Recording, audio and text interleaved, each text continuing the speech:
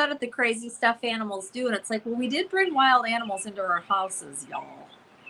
Yeah, and this is what Allyson and I were talking about backstage, talking about our fur babies and are we how live? we It domesticate. doesn't say we're live. It says we're live here. Okay. I don't have it, and I always do. Oh, wow. It just now came on. There it is. Well, you have been dragging a little bit. That's probably why. And then I'll probably continue to. Got spoiled with you with Wyatt's laptop last week. I only used it once, but yeah. That was nice. But yeah. Let's see. Isadora is here. First one in the door. Hello, hi, Isadora. Thanks for being here. Miss Tarot D. It just says we can't see the emojis on the screen. Some of those. Yeah. But it's for Pride. And I said, hello, Miss Tarot D, Queen of our Hearts. And she said, hi, Allyson and Heather. Oh, Heather and Allyson.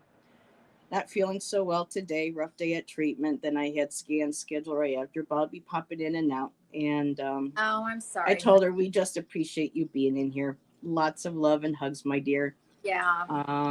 And even Isadora's giving you some of that. And we'll be starting shortly. And here we are. And hello, Earl. Good to see you. Thanks for dropping in, saying hi. You know, Friday night's very busy tonight. Lots of shows popping up. So, oh, is there? Ramon's doing his In Orbit this evening at 8:00 with Scott Scorpio, and I think Ginger was doing something that started at 7, and then I think something starts around 9. So, yeah, Friday night hangouts all over in the community. So. It's almost kind of like a little trend we started. But no, our community's just gotten bigger, you know, and a lot more people are doing shows now. And there was, I don't know if you were part of the original, I don't want to say lineup, but when I got into the community, I was with a whole bunch of different people. And there was, I can't think of her name. I'm so sorry. Renee actually tried, it was called the Tarot Love Community. And Renee had created a schedule so that people who were a part of the community could go and let her know, I'm having shows at this time and this time, so that, you know, chatters can go and, you know, take a look to see who was there. And I think Renee couldn't keep going with it. And right now it would be impossible really to have it because our community has grown within the last couple of years. So. And that's a good thing. So it's that's why we have playback. So anybody watching back on playback, thank you for taking the time to do that. Allyson and I appreciate that. And be sure to hit that like button and subscribe to our channels. Speaking of, now that school is out, school's out. Summer. Last day was yesterday for anybody who gives a rip. Will you be doing some of your signs again? Your videos, recordings for the signs. Probably. I don't know when. I missed them. I got a million things that I want to do and have a lot of interest in as far as my home. Yeah, so I'll be doing stuff for me last year. Mm-hmm. A lot has changed in the last year for the both of us. So, and change is good. It helps us grow. And Teresa Hadarian says, hello, ladies. Hi, my dear. Thank you. Hi, Teresa. And Allyson and I really didn't have anything planned for discussion. I was mentioning the numerology earlier with Allyson today. I know she knows a little bit about it. And we talked about it on and off over the year on my channel. But the reason why I brought it up, this has been a weird couple of weeks because I've been very diligent. And I'm trying to establish a morning routine where, because Shan's, you know, typically he goes back to bed after feeding the cats at 4 or 5 o'clock in the morning when they want up and they want to be fed. And then I'll get up and that'll be my quiet time. I'll go start the coffee. I'll sit, I'll put my relaxing music on, and then I'll work on poetry, and then I'll pull myself a daily card. And since May 30th, I have been having some really interesting cards coming up just by like the number. And now 8 is my life path number. I know my channel would end up changing to a 9, but since 6-1 up until 6-7, I had 2 mornings of 9s, 3 mornings of 8, 1 major arcana. No, actually, then 3 major arcana. And then when I switched over to my star tarot for, the next week, starting on the 10th, within the last 3 days, I have had 6 of swords. Next day, 6 of wands. 6-14 today, 6 of cups, plus another card fell out. I looked at it, it's the Tower card, and it's 1-6. And this all started in around 6-12-24. And if you reverse the 6 and the 12, that's actually my birthday, because I was born on the 6th. So this is why I messaged you this morning. It was just like, girl, some weird things coming up lately with the last couple of weeks with my daily polls, that I typically, don't see like that. So that was just something I wanted to share. I thought that was really fascinating. Now, when I sit down tomorrow morning, I'm like, oh, did I jinx myself? Am I going to shuffle and not get my 6 of Pentacles? But I just thought that was interesting, especially from a numerology point of view. Yeah, I know, right, Isadora? Wow. I don't know. I mean, look at it. I don't disagree. I will say this much, though. Each card, that's your message. I don't pay a whole lot of attention to the number, and I love numerology and numbers. Mm-hmm. I don't pay a whole lot of attention to the number of the tarot cards beyond the meaning and what the energy of the card is. Getting 4-6 cards in a row. Yeah, actually, no, this is the days. Tower. The Tower is 16, but there's still the 6 in there. So I'm looking at this, and I don't know. Okay, I wouldn't count that one, me personally. Like, I would feel like but that's just me. I would feel like the majors are very separate from the pips that you're getting. The 6s, so you could look this up in one of your tarot books if you wanted, because again, I don't really follow all that, but I am aware of it, and I did learn all of that to some degree at some point. But like all the 5s, all the 6s, all the 7s in the tarot, there's a quote, like a I have a section on the Star Tarot, and for the Star Tarot, which is where I've been getting the consecutive 6s the last 3 days. 6s are about, for them, completion, harmony, moving forward, 6s, kind of like 9s. 6s that she's got. 6s? Okay.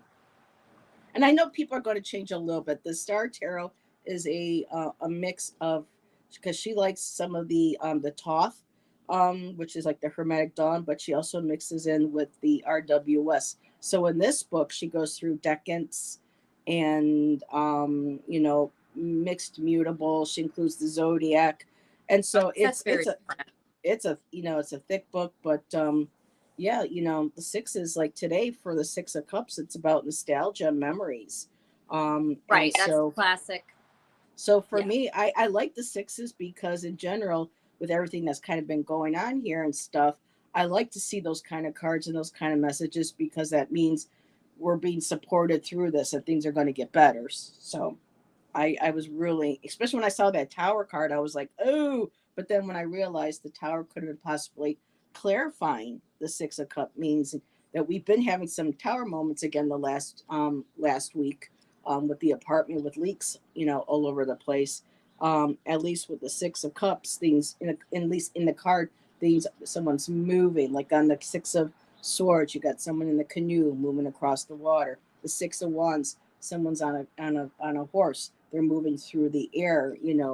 Personal power. The 6 of Cups.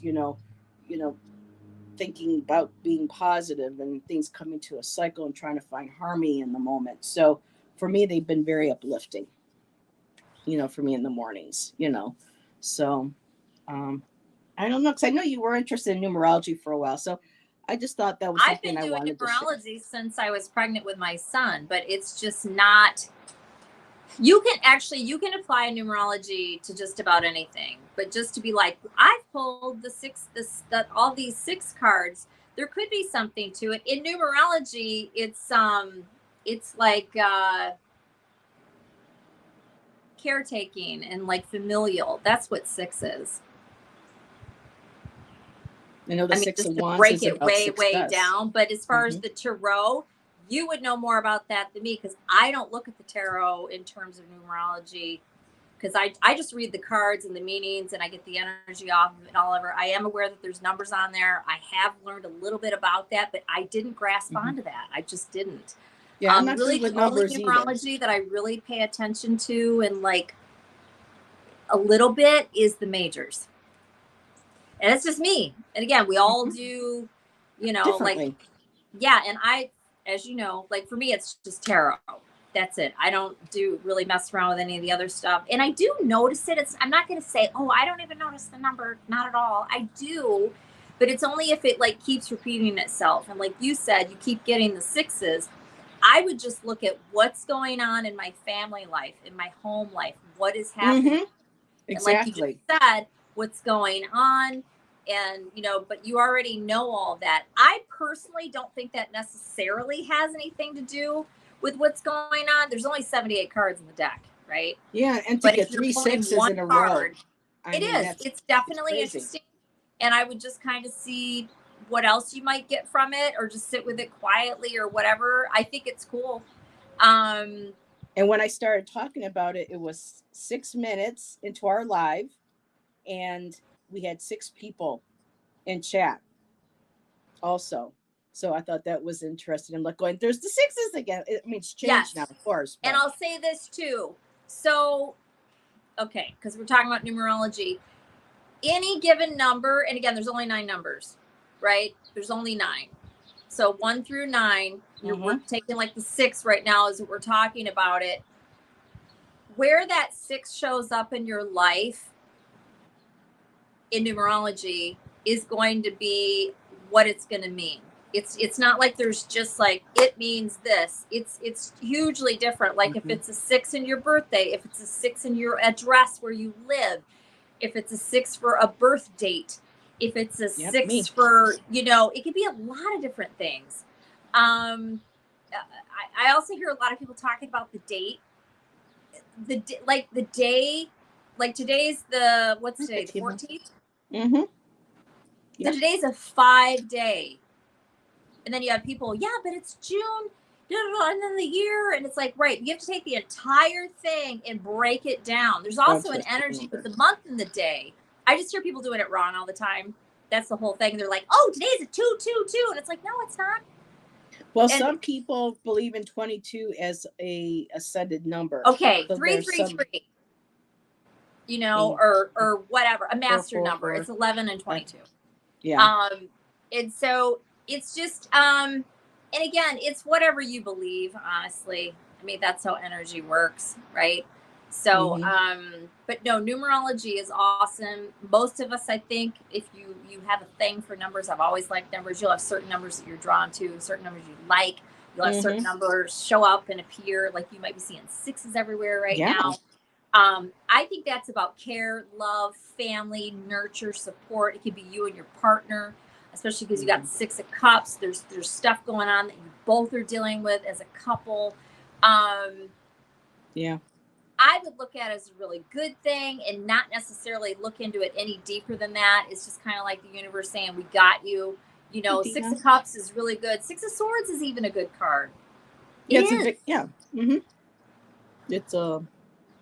you're moving across waters. And then the deck that I use is beautiful. Did you get 6 of Pentacles?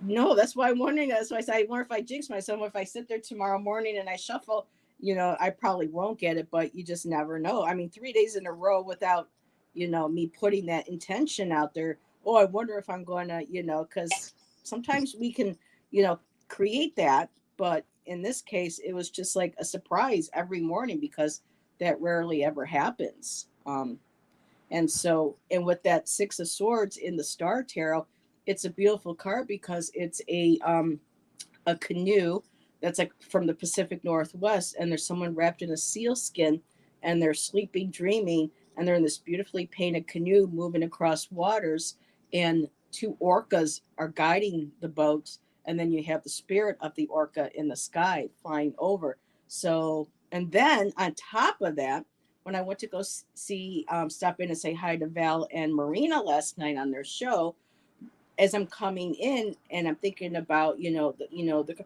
Marina starts to talk about her experience with orcas being her animal guide. So it's just really interesting that when you kind of get into a spiritual pattern, like I've been trying to get myself into because of dealing with everything here and trying to have my sanctuary, trying to find my core and my center without completely losing touch with my spirituality, I've started noticing certain synchronicities, certain things kind of coming up. And with the last 3 days of, these sixes, I was just like, oh my goodness, I thought that was interesting. And hello, So Carolyn. I have something weird happening.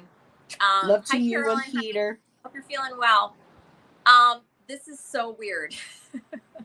I have this. Yeah, I was supposed to have this because of what you're talking about, I guess. I got this, I don't even know how many years ago, and I'm trying to think why it's even here, because I got it earlier. Oh, it was stuck between a couple books. That's what it was, in my desk. I have an antique secretary that I use as my desk. I have this tarot tip sheet, which I don't use. I don't need it, right? But I have it. Mm-hmm. And it's so funny. You said what you said, and I had something propped up with it. That's why I had it here, and I just grabbed it. My eye was drawn to it because you were talking. On the back, look at this, you guys. This is friggin' hilarious. You can't make this up. It talks about the numbers, right? Mm-hmm. What the aces as a whole are, what the twos are as a whole, blah, blah, blah. All right, sixes. It's so funny. Like accomplishment, sharing, and reconciliation. That's what the sixes are as a whole, right? Pulling back and looking at all four of them. That's what this says. Accomplishment, sharing, and reconciliation. Now, you guys probably are dealing with a lot. I would loosely call that sharing. Reconciliation is what? It's taking care of it's wrapping something up. It's full. I mean, a lot of times you have a knee-jerk definition of reconciliation. Reconciliation can mean a lot of different things. Mm-hmm. It's about accepting and dealing with a situation, which you guys are reconciling and dealing with a couple different things. Yep. But that's what this is for the sixes. Let's see what it says specifically about those cards, just for the hell of it, right? We're going to act like we're in Rider-Waite in Tarot 101. Yeah, which is hilarious. And what I think is funny is, especially as somebody who I just, I go by what I learned and taught myself. Mm-hmm. And then also just, you have different meanings as you just go on and do lots of readings. But it is kind of fun sometimes to look at what different authors define each card as. Mm-hmm. Sometimes I read it and go, okay. Like the Hush Tarot. It's like, what are you talking about? Right. Mm-hmm. And like, I have that deck, as you know, right? And I don't even look at it. I've never even seen what the hell he has to say about any of those cards, because I read the way I read. I just read the way I read. It's amazing. That's not true. I've looked at a couple of them, but I haven't read that book. I never read booklets. I keep them. They're in the boxes, but I don't look at them. Before you read that, we have a question for you and the group. Miss Tarot D, I have a question. Does Scout transform to a house plant? I'll go get him in a minute, babe. Because it's behind there, and then Isadora says, if the plant barks, then I would have to say yes. The plant bark. I know. I have a bunch of plants on my bed right now. You guys can see. Yeah. I put them all in a couple trays. It's been so hot that I'm buttoning up the house during the day, and I put all my plants that are usually in the window, the little ones. I have, like, you guys wouldn't even believe, I have so many plants. Anyways, so the top, actually, no. What did you get? What was the first one you got, Heather, out of all those days? The six of what? Let's see. First one. We'll do them in that order so we don't miss any. 612, Six of Swords. Okay. And that's just for whatever. What the hell? This is what this little thing says. I think it was laying here for a reason. Okay. This journey is taking you to a better place. Unfortunately, it doesn't feel like it just yet. Kind of true, right? Mm-hmm. Okay, what's the other one or the next one? The next day, was the Six of Wands. Okay, Six of Wands. It may have been close, but you triumphed in the end. Now enjoy your success. So that could be for what's to come or just apply it to whatever, right? Because these are daily polls. It doesn't necessarily mean it's all about, the shit you're dealing with, right? This is your life. Your life is more than that. That's how I would see it. Unless that's all you're thinking about. What was the next one? Six of Cups? Yep, Six of Cups. Now you must go back to your past and resolve some things before you can move forward.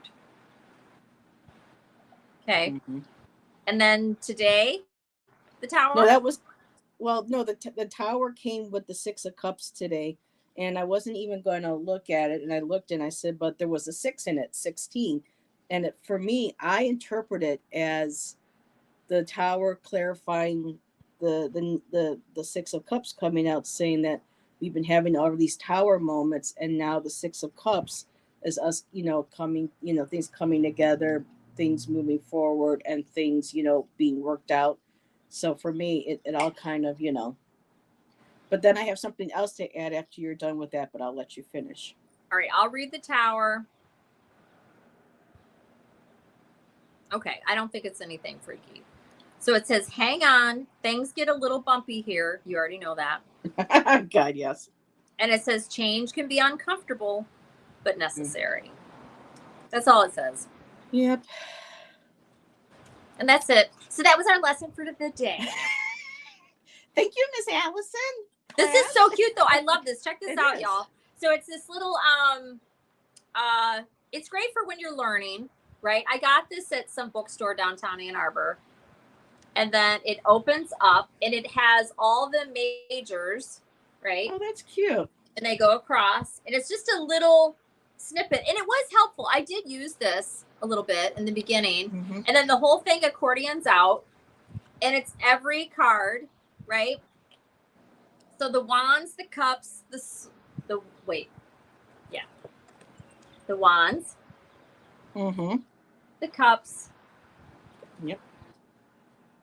The Swords. It's just so cute. And now they make stickers that you can buy so that when you do your daily reads for yourself, you can peel the sticker of the card and put that in your tarot journal to kind of have it as a sticker. So you can see the actual image, see the symbol. So when you refer back to it, you see the symbols in the image, and then you write down your reflections. You know what? That was kind of cute. I'm such a bitch. I'm just going to say this. I hate stuff like that. I really do. You know when you'll buy like a book?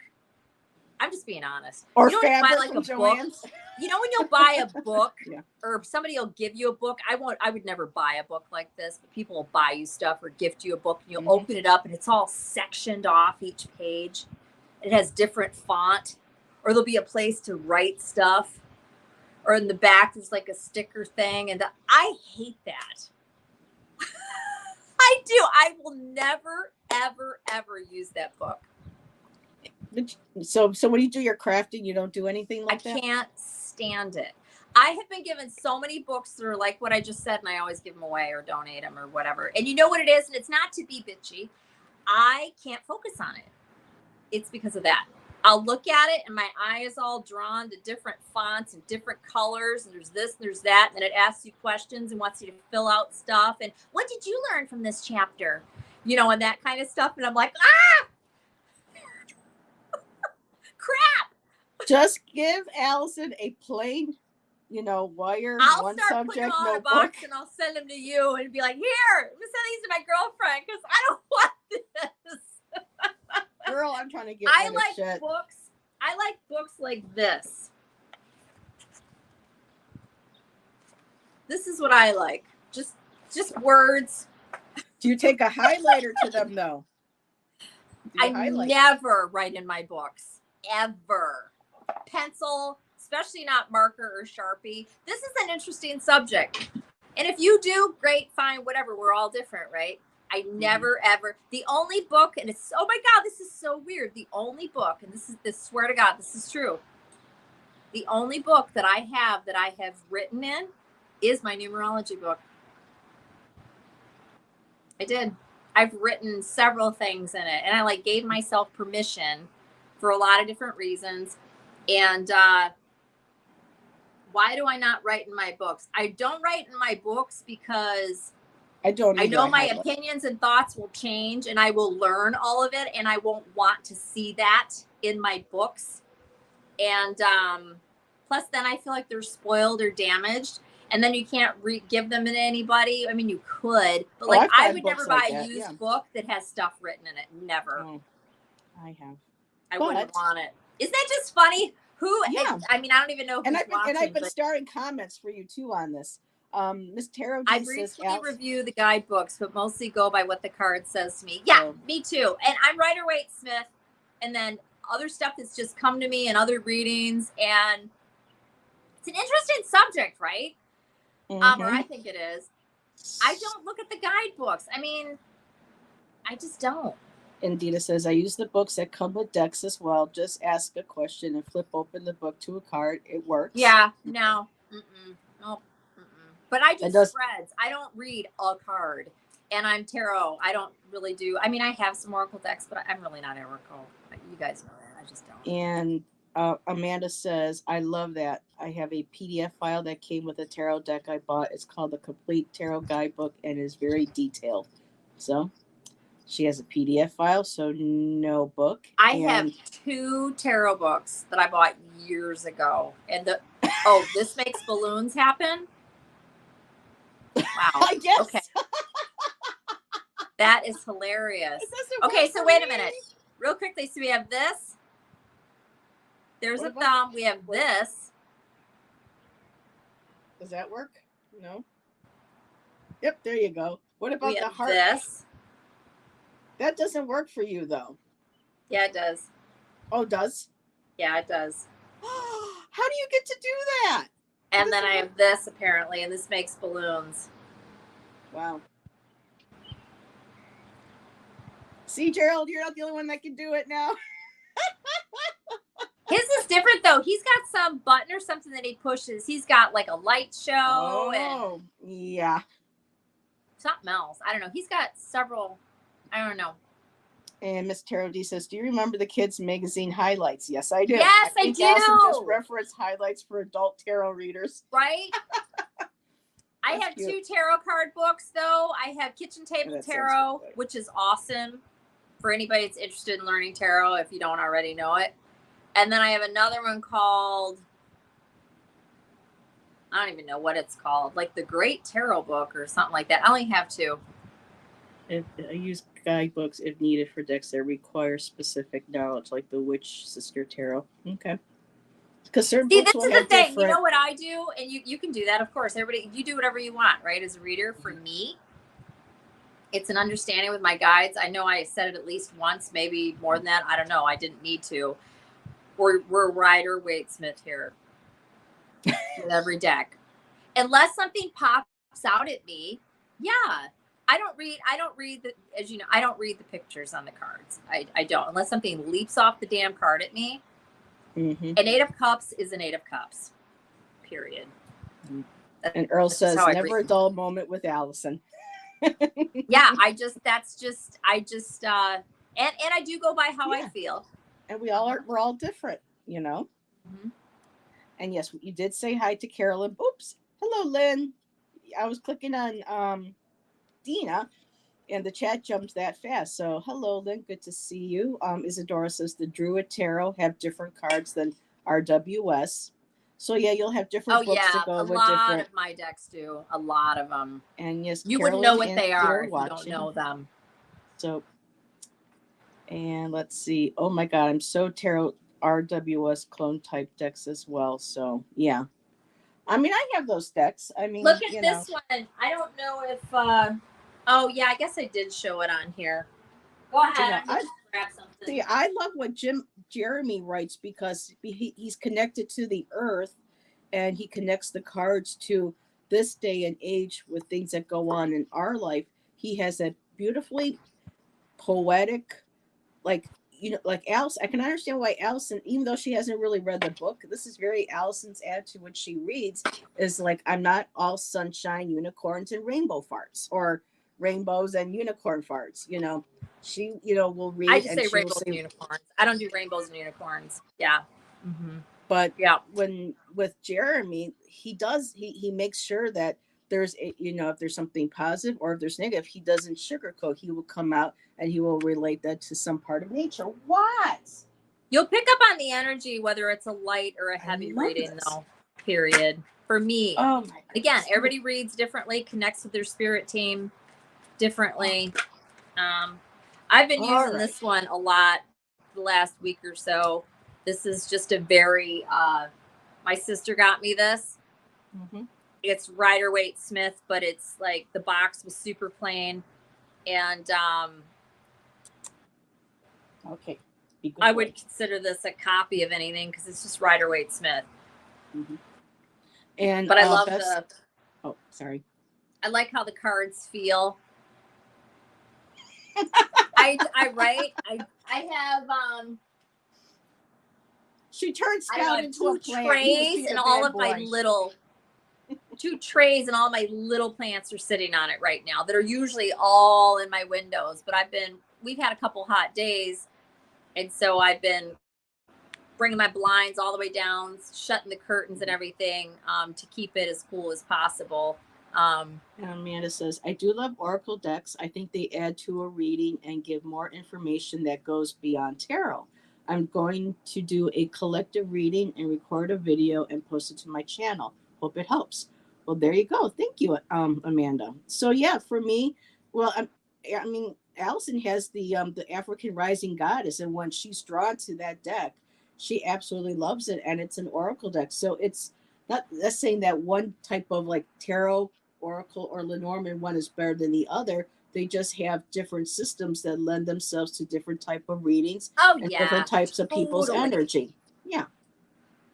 Yeah, like if you're the thing that's cool about Oracle, and again, I don't really do Oracle, but there are a couple decks that have talked to me. And yeah, that's still a fabulous deck. It's African Goddess Oracle, African Goddess Rising Oracle by Abiola Abrams. And the thing about an Oracle card, to me, anyways, is that one card can give you a message. Mm-hmm. And then you make of it what you want. Personally, like me, I don't read a tarot card and there's your reading. I mean, unless it's you just want. I have to have at least 2, sort of, yeah. Well, and again, we read very differently. I need a spread. That's where for otherwise you're led different ways and your brain takes. Mm-hmm. Oh yeah, but for me, like a daily. For me, a daily, just a one card, like, okay, like what's like the main energy I can maybe focus on or keep an eye on out for today. And then I'll pull the word, and that helps me learn. What's the main energy? Boom. And it helps me learn that can be card that morning. Mm-hmm. And then because I noticed that since I've been doing that more, I tend to retain a lot more of what I had read in the card without having 3, 4, or more trying to, okay, I got to sit there and try to, okay, remember what does the book say, for this particular deck or whatever. For me, one card at a time, maybe 2, because I know Jackie's Crystal Moon kind of got me into that. Whereas she'll shuffle, she'll pick the top card, which is like the main card, the main message. And then for her, the one underneath is kind of like a clarifier for her. And so I've been practicing taking one from the top, one from the bottom. Is that a clarifier, or is that something that I'm not seeing that needs to go along with this card? So when you do it enough, then you kind of start seeing how the energy works for you and what ends up, resonating, when you get results. So for me, I'm starting with the one card. And if something flips out, flies out while I'm doing, that, then I'll take a look at that too. But, we all learn differently. And I know, Dina, you said you suck at it, at tarot, but you have to practice. I mean, it's taken me, I started looking at tarot when I was in my 20s, my early 20s.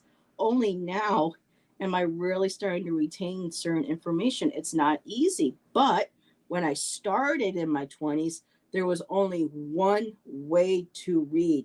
You had to memorize all the tops, the uprights. You had to memorize all the reversals.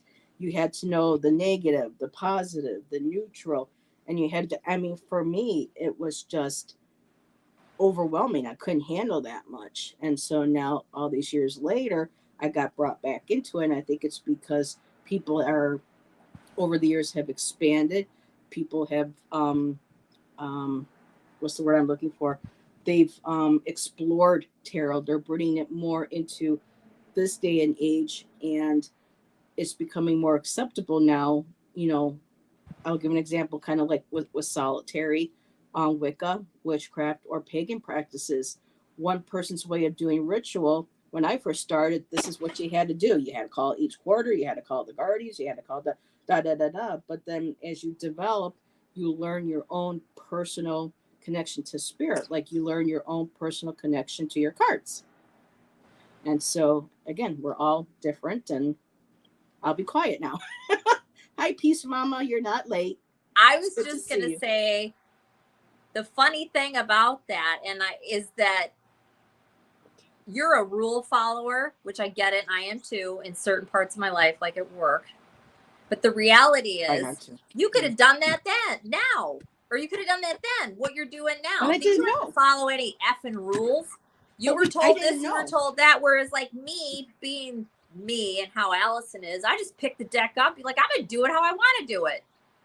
Right now, I am somewhat of a traditionalist though, right? So contrary, I'm going to come in and say this, right? I read all the traditional stuff and I'm down with that. And I wanted to learn all that and read all that. But yet some of it, perfect example, all the numerology type stuff that shows up. And as much as I'm into numerology, but I mean true numerology, I don't apply it to the tarot. I just don't think about it. And so here we are now, and things are more loosey goosey because so many people are into card reading and all this kinds of stuff and whatever. You feel way more free to do it your way. Because you don't have anybody, whoever you're saying, oh, they said you had to, whoever they are. And I know what you're talking about. But because when I got into it, there was only one or two books on the market. Like, F that. You do whatever the hell you want. If you want to read tarot, this is how you have to learn. And so I didn't know any better because unlike today where, oh my God, you go into Barnes and Noble now. And for our store, here's the main shelf here is all, new releases and stuff. But the minute you turn around that corner, bam, there's all the Wicca books. There's all whereas they used to be shoved all the way in the back where people couldn't see them. Now they're all up front and there are so many titles on this and that. So nowadays, I mean, when it comes to tarot books, learning tarot, there's like 6 or 7 on the shelf, plus, a ton more that you can get through Amazon or websites and stuff. So when I started, it was a very small market. So there was only really one way of trying to figure out and learn. And now all these years later, a couple decades later, it's much more, unfortunately, kind of mass marketed.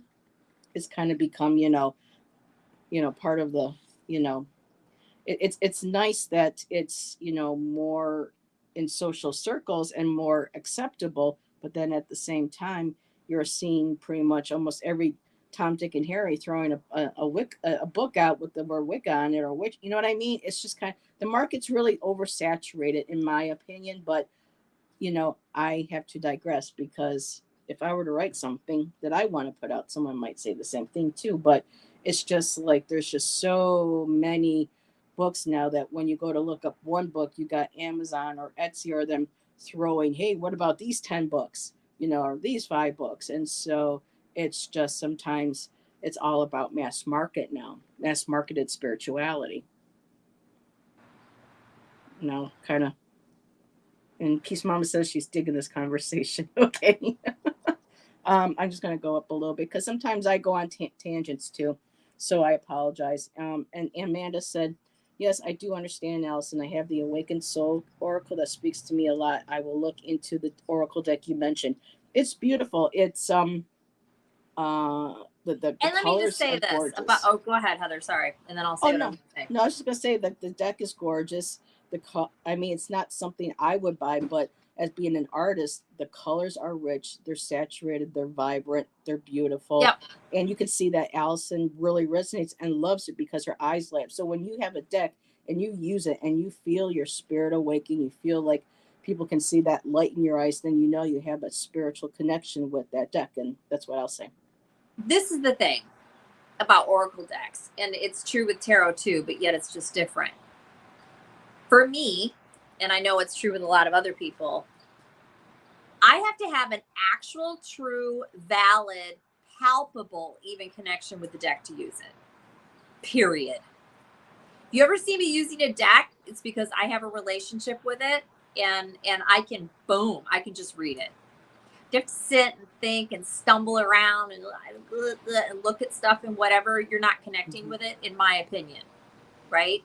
So there's only been a couple oracle cards, because again, I like tarot, but they're oracle decks, not cards. Oracle decks that I was just like, boom, buy this, and I knew, right? And I don't buy any deck, tarot or otherwise, without watching a bunch of flip throughs and researching it and whatever.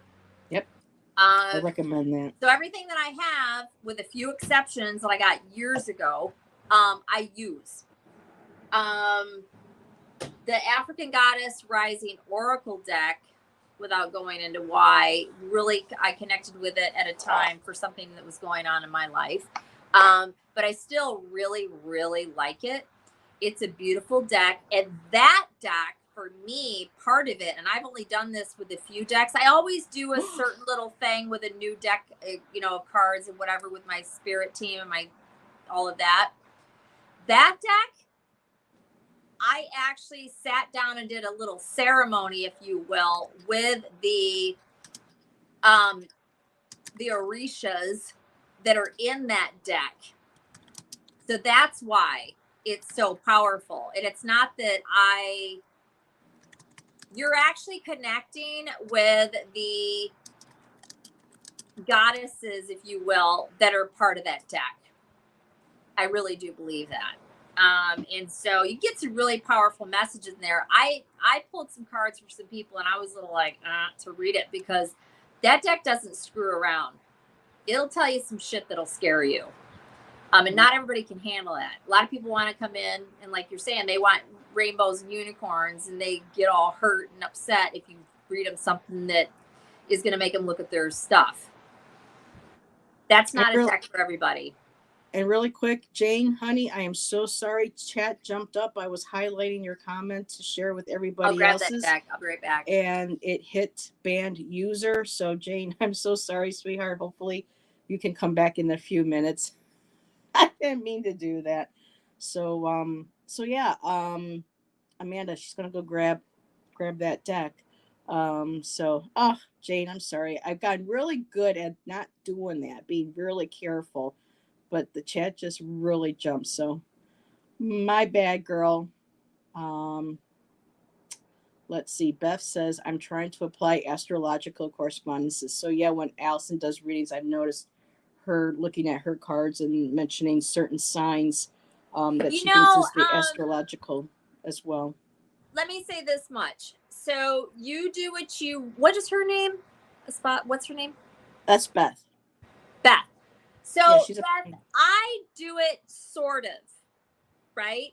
So each card, and I think this is probably what you're talking about, just about any card in the deck, in the tarot, can be a zodiac sign. I don't read it that way. I only do the major arcana. That's it. Okay. And I do the true card for each zodiac. So how many zodiac signs are there? 12. Possibly 13. So there's only 12 that are true. You cannot evenly break up the major arcana. Like you have people that say the Fool is Aries. No, it's not. No, it's not. It's not. It's just not. Same with what's the other one? There's a few of them that are assigned to, and it's like, it's not. The Emperor is Aries, period. That's it. And it's kind of funny. It's like this phenomenon to me. I mean, people can do whatever they want. You know, don't come at me. I mean, you can do whatever you want. But the reality is, all those other cards that are not truly assigned to a zodiac sign, they are planets. They're planets, right? So that's just the way it is. So there's only 12. And so that's the ones that I read. I read those 12 and that's it. Yeah, Beth says, for example, the Eight of Cups is Saturn in Pisces. That makes Right. perfect sense to me and I enhances believe the you. reading. But I don't read those. So whatever you say it is, I'm sure you're right. But I don't do all of that. Right. Thank you. It's Mercury. Right. Okay. So who's Mercury? Yes. Right. That's Gemini and Virgo. I'm still learning that. So, and Aries is Mars. Oh, really? But they apply. A lot of people want to say the Fool because Aries is at the beginning of the zodiac. It's just, it doesn't make any sense. So it's like I stick to what's true. Again, I'm a purist with certain things, and that's all I go by. Because that's what's I just can't do.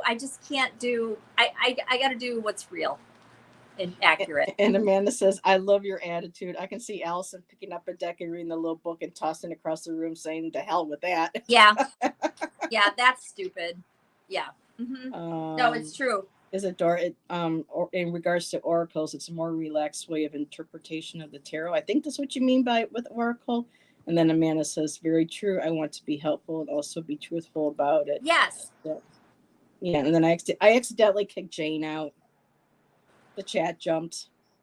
There are so many that people. Yeah, it's just it just doesn't. Yeah, and the high priestess is the moon in Pisces, so and the moon is in Pisces, so yeah. Yeah, they want to say the magician is Virgo, and it's also Gemini, because the magician with Mercury, the high priestess, the moon. So they want to say Pisces, and I think it's there's another one I can't remember, and it's not. Mercury, or the Empress is Venus. And so anyways, so the Emperor, Aries, the Hierophant, Taurus, the Lovers, Gemini, the Chariot, Cancer, Strength, Leo, Hermit, Virgo. You skip the Wheel of Fortune. Justice is Libra. Death card is Scorpio. Temperance is Sagittarius. The Devil is Capricorn. You skip the Tower. Yep. The Star is Aquarius, and the Moon Pisces, and you're done. And then there's like 3 or 4 left over, and they're nobody.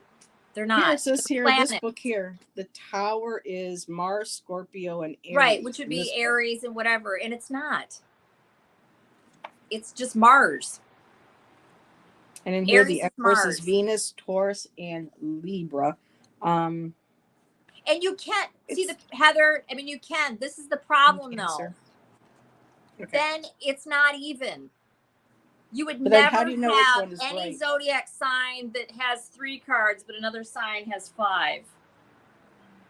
And it doesn't make sense. Like Peace Mama says, would never be. Out which cards are which star and which sign? How do you find the correct correspondence? How do you find out which cards are which star? Star/sign. There's a lot of different books that cover it. If you wanna get into it, I think both of the books that I have cover it. Some decks even mention which card is. It's not going to be star. It's going to be planet or sign. So then this is kind of not correct. It's not that it's not correct. It's that it's not off the original meanings of the cards. That's somebody that improvised and added stuff, which some would argue, and I don't disagree, is that you can acquire meanings to cards on your own.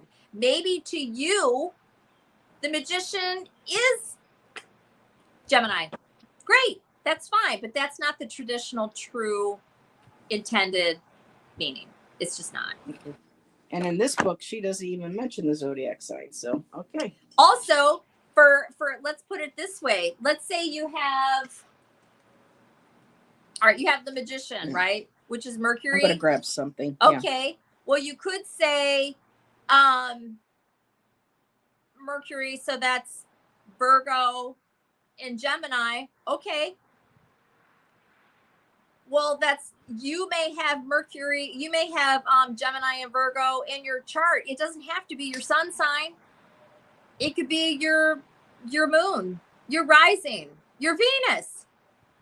And then you're just all over the damn place. Then you're just skating all over. So it doesn't even really matter. That's why I really like to keep it clean and concise. And so it just makes sense. Otherwise, I just think you're getting super sloppy and just assigning stuff all over the place. And then you get blurred readings that could apply to damn near anybody on anything. That's just, that's not a reading. Yeah. I couldn't find the book I was That's bending and contorting things to, I don't know. So bestest, there's a general consensus, but I think it's what works best for you and what resonates. Exactly. With you. You know, and if you're really getting it and you're really resonating, you're really getting that message, you know, you use whatever the heck you want as a reader, for sure. Yeah, adding the planets and certain signs kind of makes it a little difficult for me, but I'm trying to add it a little bit at a time as I go. Which, like, right, and so, like, for me, just sticking with the 12 true signs makes sense. And, like, you'll also have somebody that really comes through, I'll just say this one last thing, as like, not just their sun sign, but like their moon is really strong. Okay, great. So maybe you identify that person. Oh, actually, I'm going to drag my partner into this. I'll do this. So my partner is a Leo sun. He's a Virgo moon like myself, but he is Scorpio rising. And he is very, very, very Scorpio to me. And so he will show up as the death card because he's so Scorpio, even though that's not a sun sign, right? And again, sticking to the 12 can be very, very helpful because it's whatever the energy that person comes through as, you know, it's not necessarily their sun sign. You know, I'm Gemini rising, and I don't see really me seeing myself, but other people see it, right? So the Lover's card. So it just kind of depends. And again, everybody just read however you want. It just doesn't work for me. I stick to the true actual 12 cards, and then it's clean and it makes sense. And there's no blurry, weird, what is this? And it's like, no. Now, the boomer mill people. This is This is Michelle, Astrological Tarot. Her and her hubby, Jonathan, have created a channel, and they do, because her husband, Jonathan, also has abilities. So now they just started this week. They did their very first episode together. They did live readings. So this is Jonathan and Michelle and the boomer mill.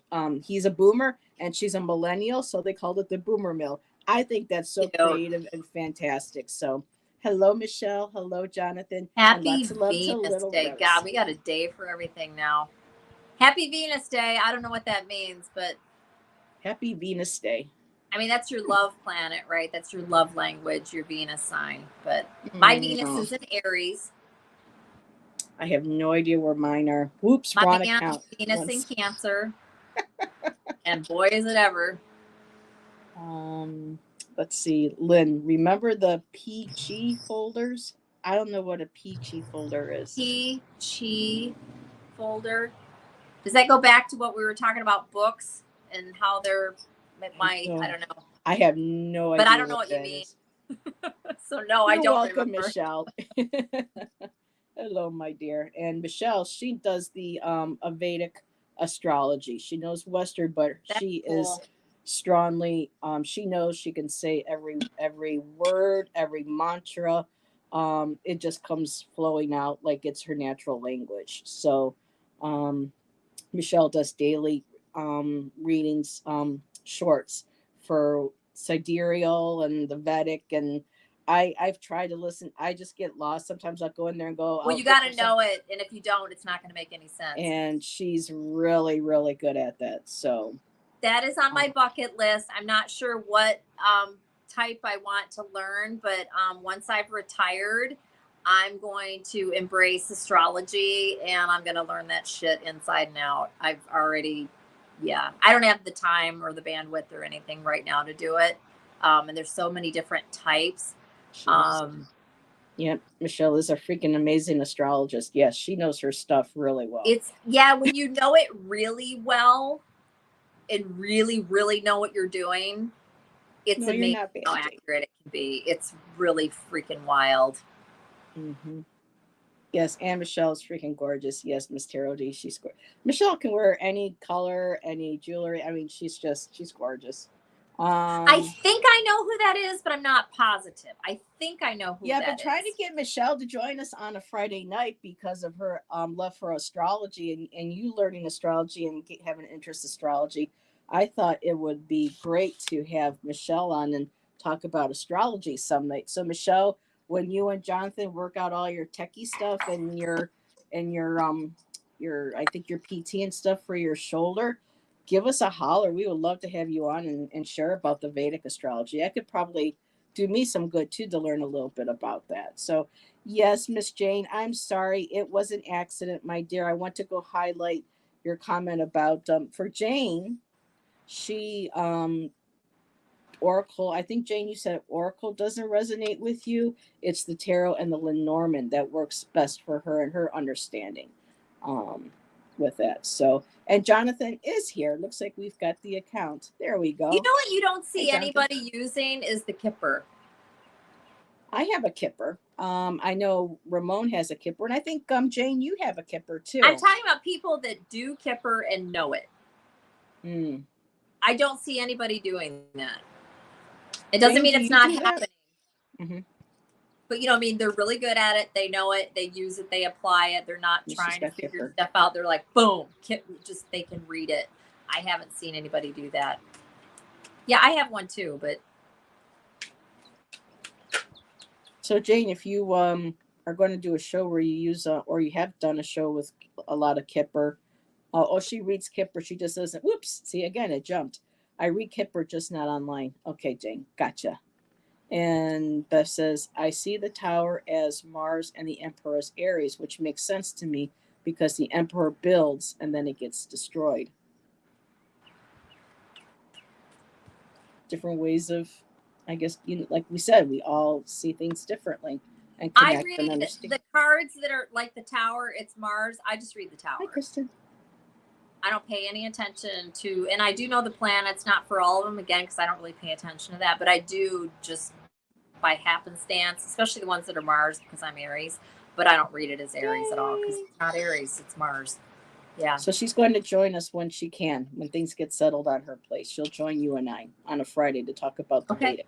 That would be awesome. Yes, Jane the Seeker is back amongst us. She has returned from the naughty corner that I sent her to.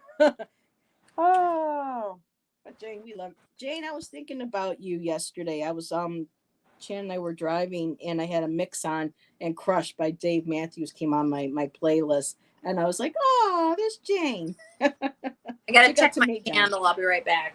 Okay. Jane the Seeker and I are Ubering between channels tonight. Yeah, I know Ramon is doing his interview with Scott Scorpio. I have a Kipper that I like to use when I'm doing the true crime or investigative stuff, and it can be quite insightful. I have the Findiciel Kipper, and this is the only one that's really spoken to me, and it's Victorian. I love anything Victorian. Of course, it's Ciro Marchetti.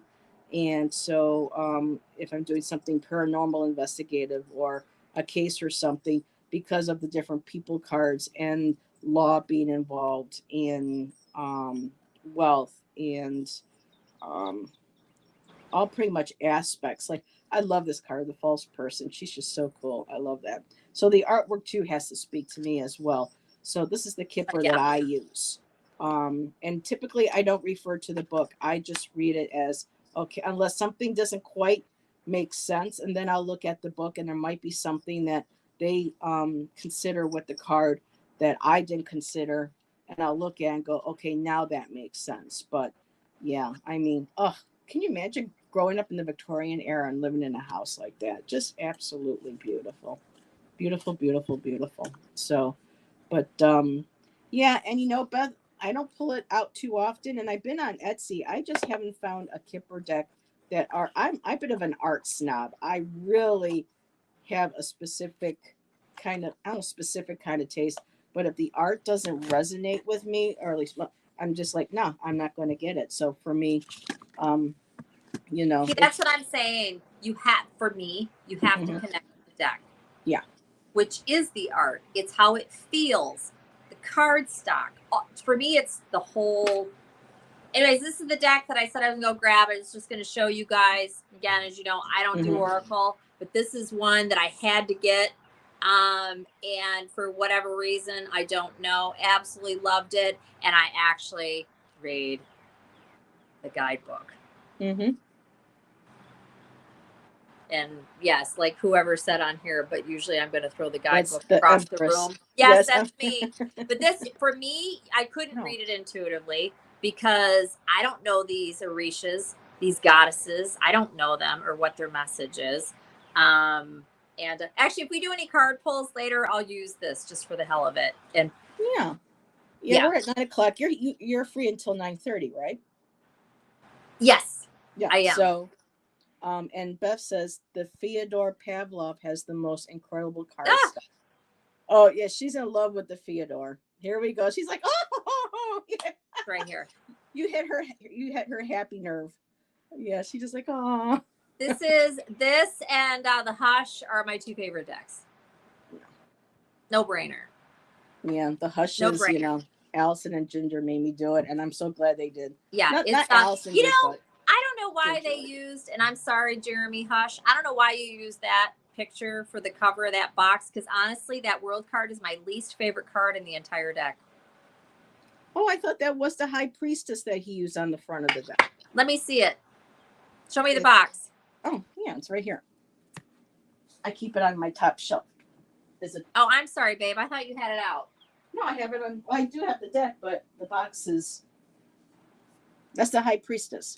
Oh, I'm sorry. I was thinking it was the world card. Yeah, that one's okay. The world card, I don't care for. Actually, I don't really care for that one either. And isn't it the same lady? I think it is the same lady. It is. She's awesome. I love this High Priestess. I'm not saying I don't like her. There's so many. Yeah. There's so many other cards that, in my opinion, are far more attractive. I was just very surprised to use that for the box. So here's the world. Heather just showed the High Priestess. Here's the world card. That's beautiful. Yeah, but then almost every other card I just love. I love this deck. Love this deck. I love that. I know, that's just stinking cute. It's ridiculous. Now the only card that really doesn't resonate with me is this one. I quite don't get the Queen of Pentacles. She's a bride. That's what I see. I'm used to more of a Queen of Pentacles being of like in greens and almost kind of like, you know, floral, her connection to the earth, like the Empress. So for me, seeing her in a wedding dress, I love doesn't that. quite. No, absolutely. I get it. And again, we're all different, right? I like it. Even though to me, it's very, Queen of Pentacles. I'll show people what we're talking about. Always is a great mother usually. And although that's a bride, for me, that feels very, very mother, very mom energy, very much so. I love it. And I love in this deck the Hierophant because I don't like traditional. Yeah. And this is just amazing. I love the Hierophant. The Death card. That's something that is called a bateleur eagle. I probably said it wrong, but it's. How are you spelling it? B-A-T. He spells it B-A-T-L-E-U-R. Battle. B-A-T. Be like boy. Something like that. Yeah. It was a type of eagle I have never heard of. Here, let me find it in the. I absolutely not familiar with that, and I'm kind of the eagle. Well, not. I know, that's why I was just like I didn't know it's called. And again, I don't read the book, so I couldn't tell you what it was. What's it spell it? B-A-T-L-E-U-R. Eleur.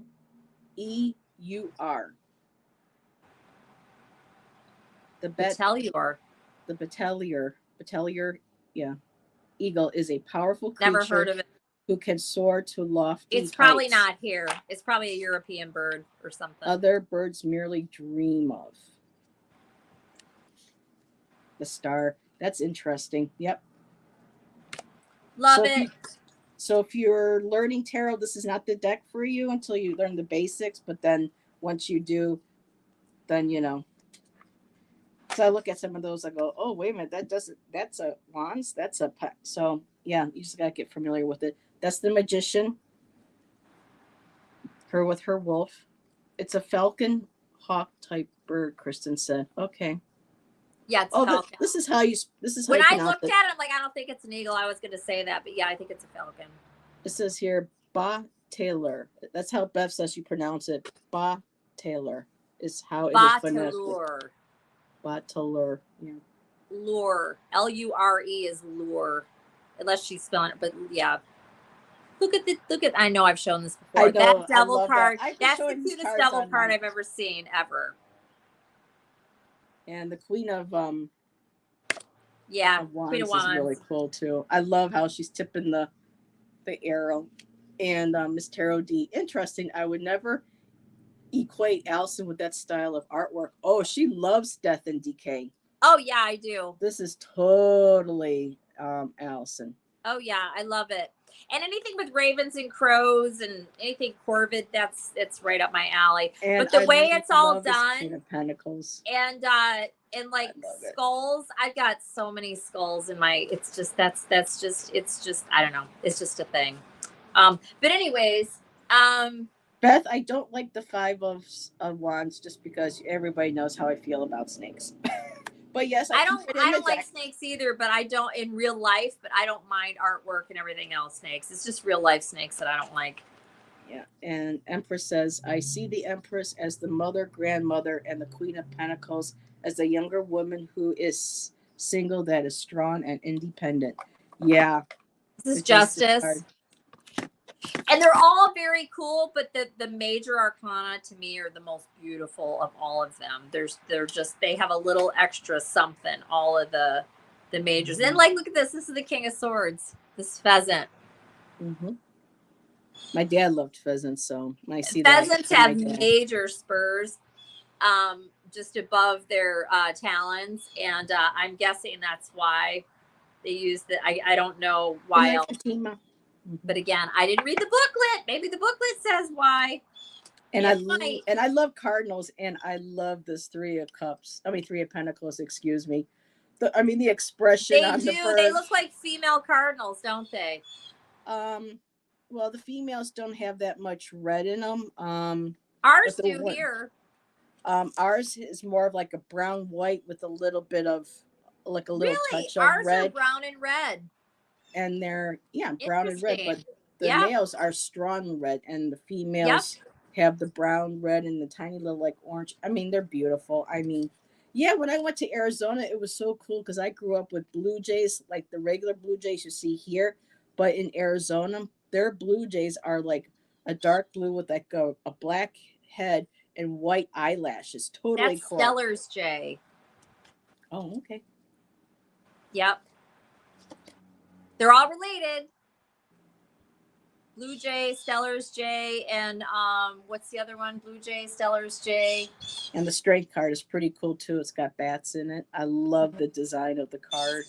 Beautiful. I'm not quite sure about the feel of like the bondage or something in it, but that's pretty. I like that one. Mm-hmm.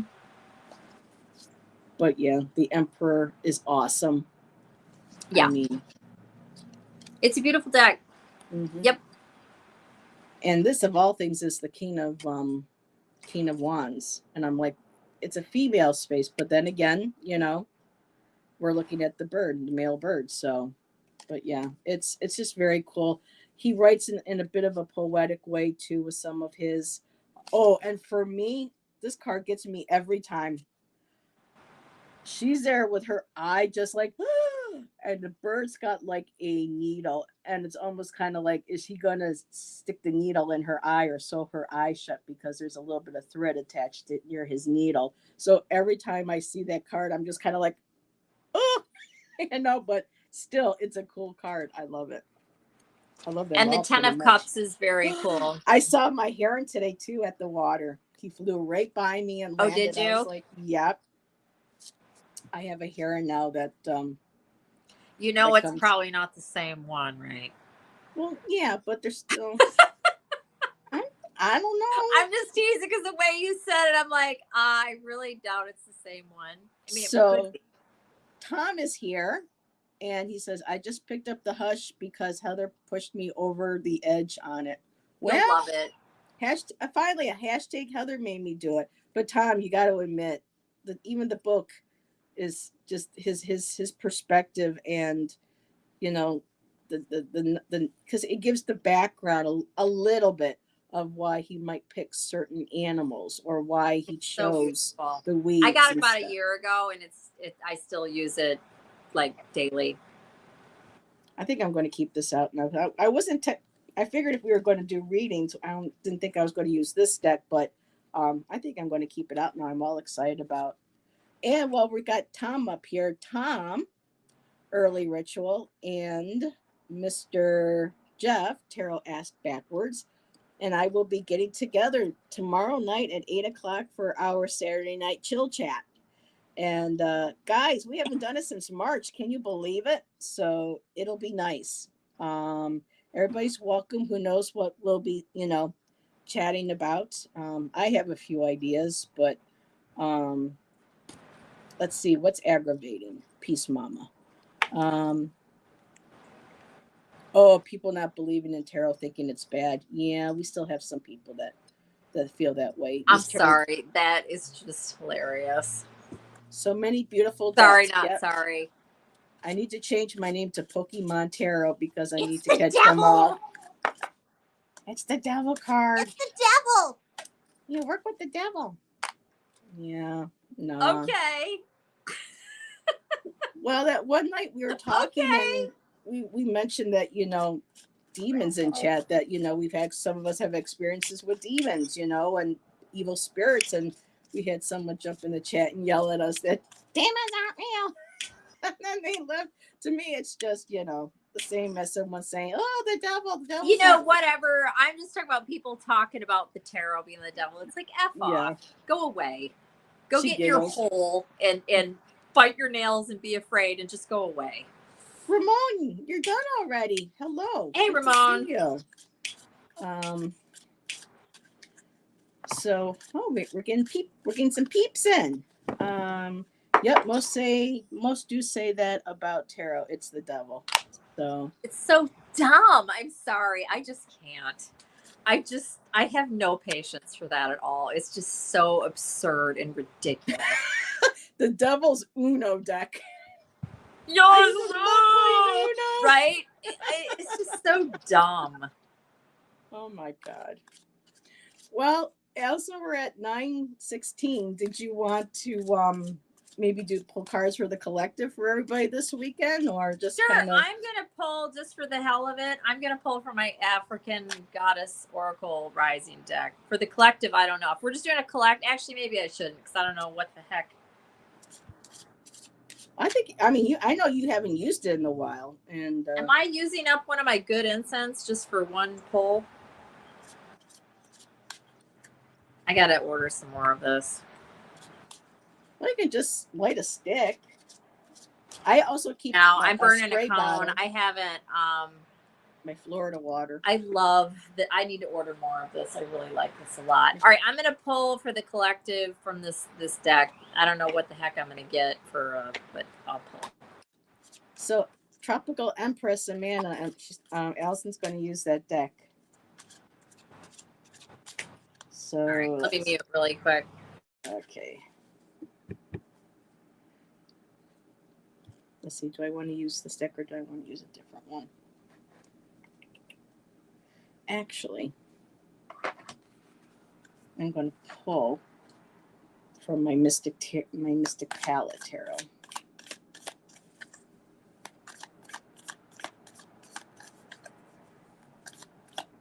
Tom. I have bought too many decks recently. You know, I've been so tempted. There's a lot of cool ones coming out, and there is one that's being released later this month or next week. That's AI, but it's like graphic artist with AI and then a writer. I mean, the deck looks incredible. But I see so much. See, stuff. I don't have a money tree. So, I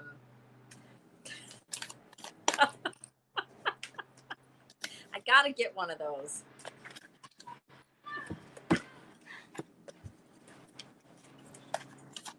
Ooh. There is a little kid running down the street, and he's running. I was wondering right what that for was. the main road, and That's are his parents. Grandparents even? I assume those are his grandparents. Miss Tarot D, there's a new AI Bible tarot. What? I saw the flip through on another deck. I canceled my order on that one, Miss Tarot D. I have to rethink it. Totally lacks diversity, but I heard that manufacturer going to do revisions on it. Tomorrow, Patrick Valenza Oracle is getting released. I don't know who that is. I know Tom has a very specific type of taste in art and tarot, but are you going to get it, Tom?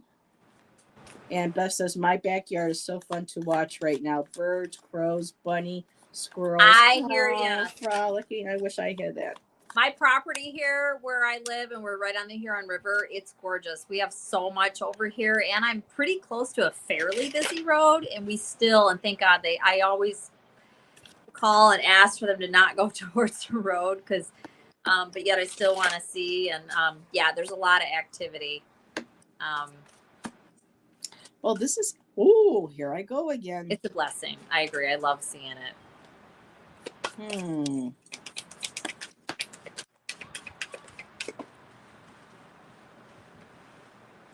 Okay.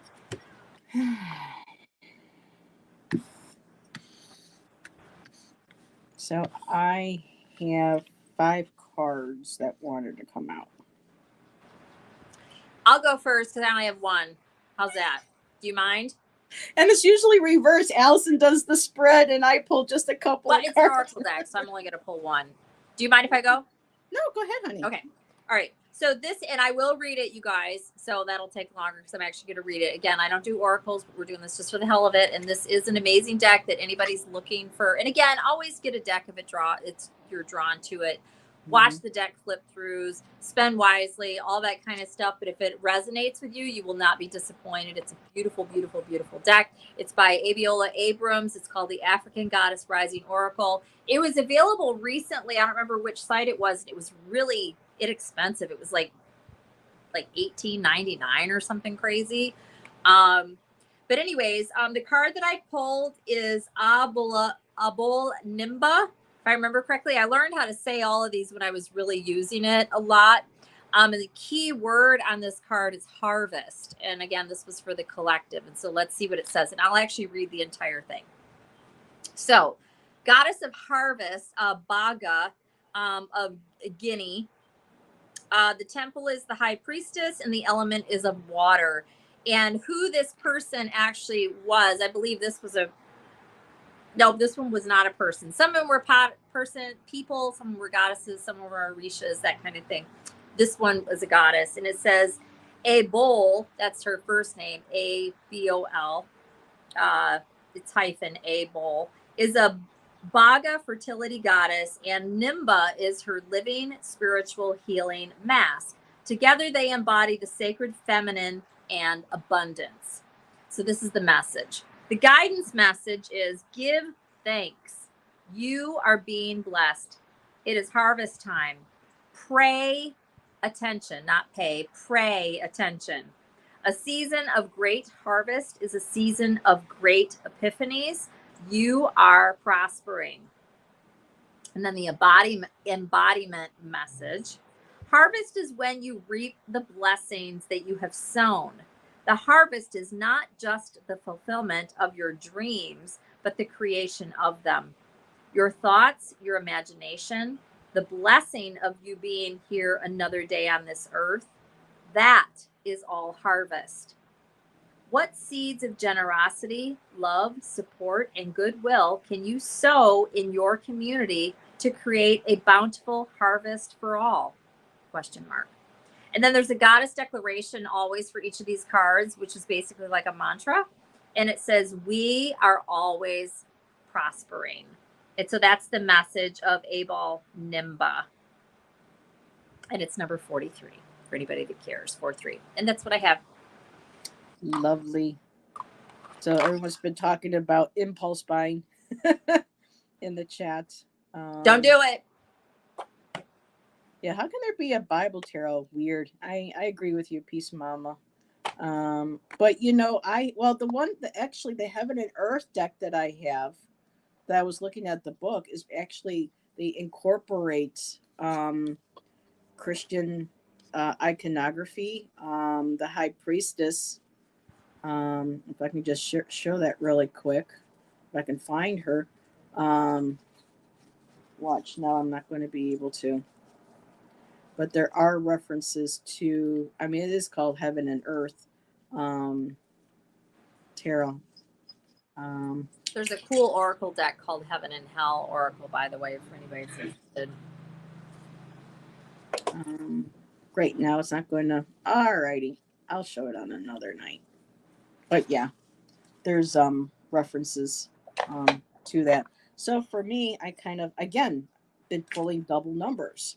Also interesting too, that I was going to mention before when we were talking about the sixes earlier, the numerology. I believe it was Saturday night, after Miss Tarot D show with Ramon. I was talking to her on Facebook, and she pulled a card for me, and one of them was the Knight of Pentacles. I thought, was that, well, that's very cool.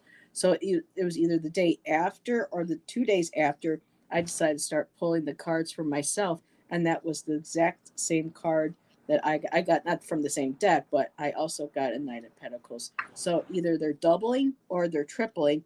And tonight I got another double. I got the Wheel of Fortune, number 10. And I also got nice Wheel of Fortune. I like that. Yep. And I also got the 10. And look, it looks like your sister's dog. Yep, that's a golden retriever. What deck is that? This is the Mystic Palette Tarot by Chiro Marchetti. That's really cool. I've seen that. I don't recognize those cards though. Anyway, sorry, I didn't mean to interrupt. No, it's okay. It's so cute. Like, it's our doggy. And then there's a little kitten too at the bottom of it. It's kind of hard to see, but there's a little. No, kitten. I see her. Yep. So the first card that flew out was the Knight of Wands. And this is basically grab up, and Miss Tarot D, listen here now. Hold on to that staff. Grab on and hold on to that power. He's kind of cute. Not too bad. He's got a little dragon tattoo. Instead of the girl with the dragon tattoo, it's the dude with the dragon tattoo. This is a beautiful dragon's eye, but the wands, the energy of potential, of energy and manifestation right there, creativity. You know, just take hold of it, grab it. Another thing with the knight, someone with a fiery personality, very creative personality. Sometimes maybe rushing in, being a little hot-headed, but and what's really cool too is that somebody, I think it was Sasha Graham, we were talking about the haunted house tarot that she created.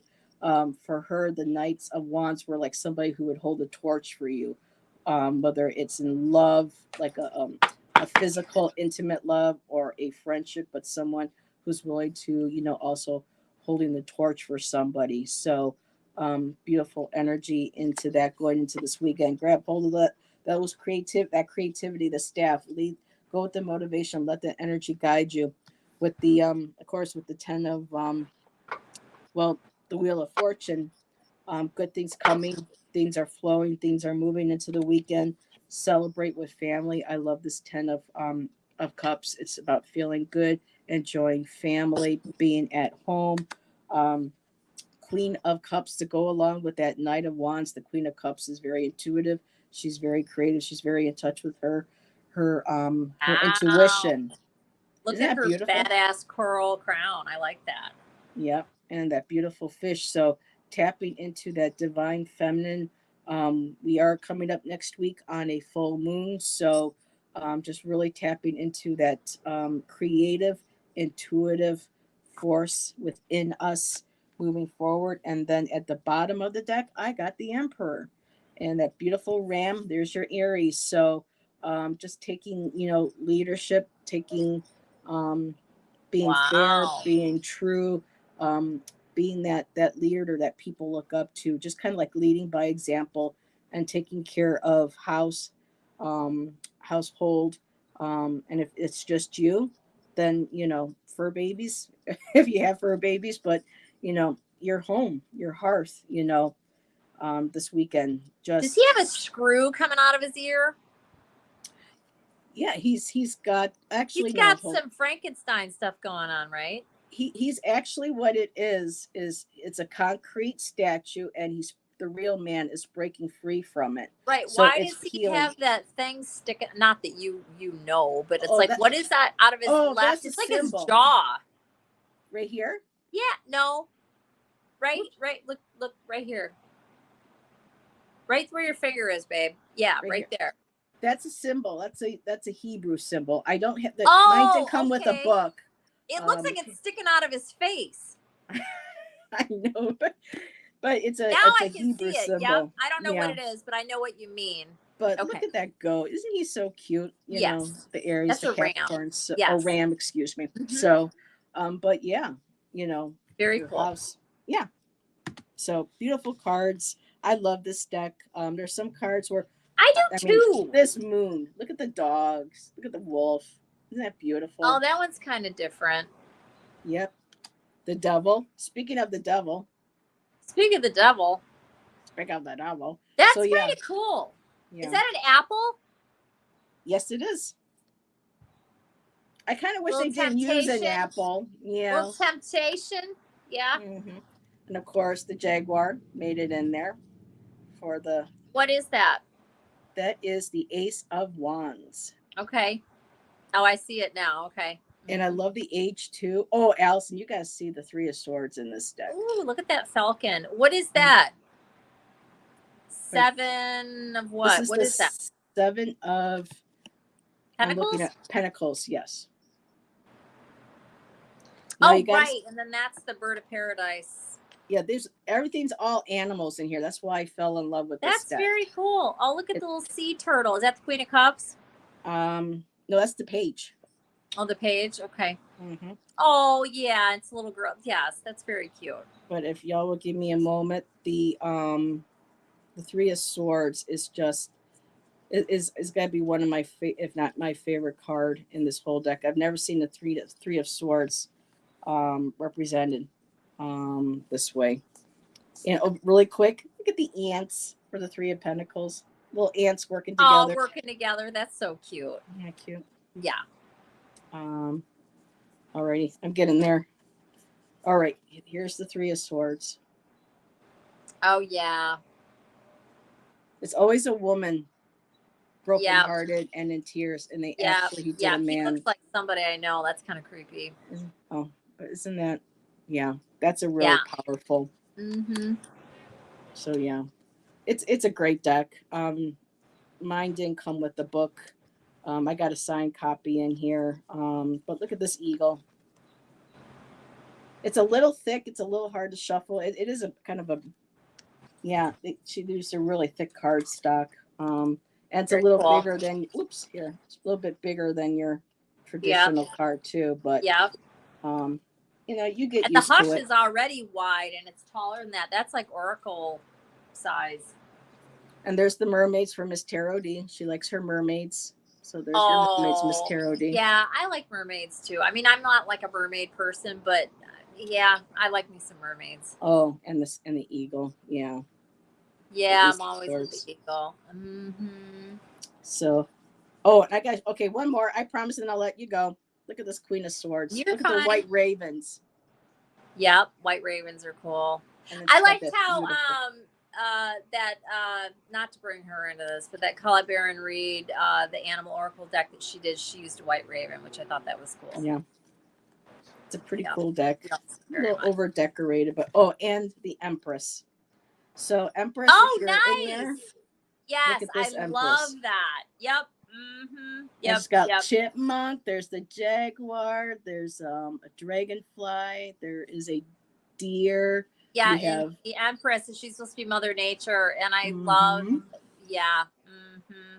Yep. Isn't The she inclusivity. beautiful? There's the dolphin. Yep. So Yep. yeah, Yep. Yep. it's a beautiful deck. I did a Mm-hmm. flip through. Oh, and okay, I promise this is it. Go The fox. ahead. I don't care unless you got somebody else complaining. I don't. Yeah. Oh, look at the baby. Is it a baby fox? Yes, it I is. love foxes. That's so And then it's cute. got a little squirrel down That's there. so Then there's cute. the turtle. Yeah, I just wish I could have gotten the book with this, and I should have for what I paid for it, but I won't go there. Here's the King of Pentacles, the beautiful stag. Yep. The monarch of the forest. Yep. Yep. And then this beautiful, beautiful crown. But yeah, I mean, I'm not crazy for the high priestess. She's got snakes coming out of her. But, what can I say? It's still pretty cool, mindless. Snakes are very healing and wise and all that kind of stuff. So, is that the hermit? Mm-hmm. I love that hermit. Yep. I love that. And one of my favorite cards of the star. That's the star. Yeah. Is she beautiful? Yep. And if you're still in here, La Santa Muerte. Oh, the death card. Mm-hmm. Yeah, I'm really digging that. You did show a couple I wasn't crazy about, but for the most part, I really like that. And what is it called again? The Mystic Palette Tarot. And it's the muted edition. Palette Tarot. Yep.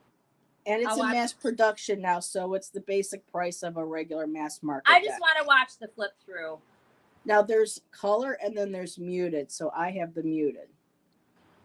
Okay. I was more drawn to the and for the strength card, instead of a lion, she used two beautiful white tigers. Or he did, excuse me.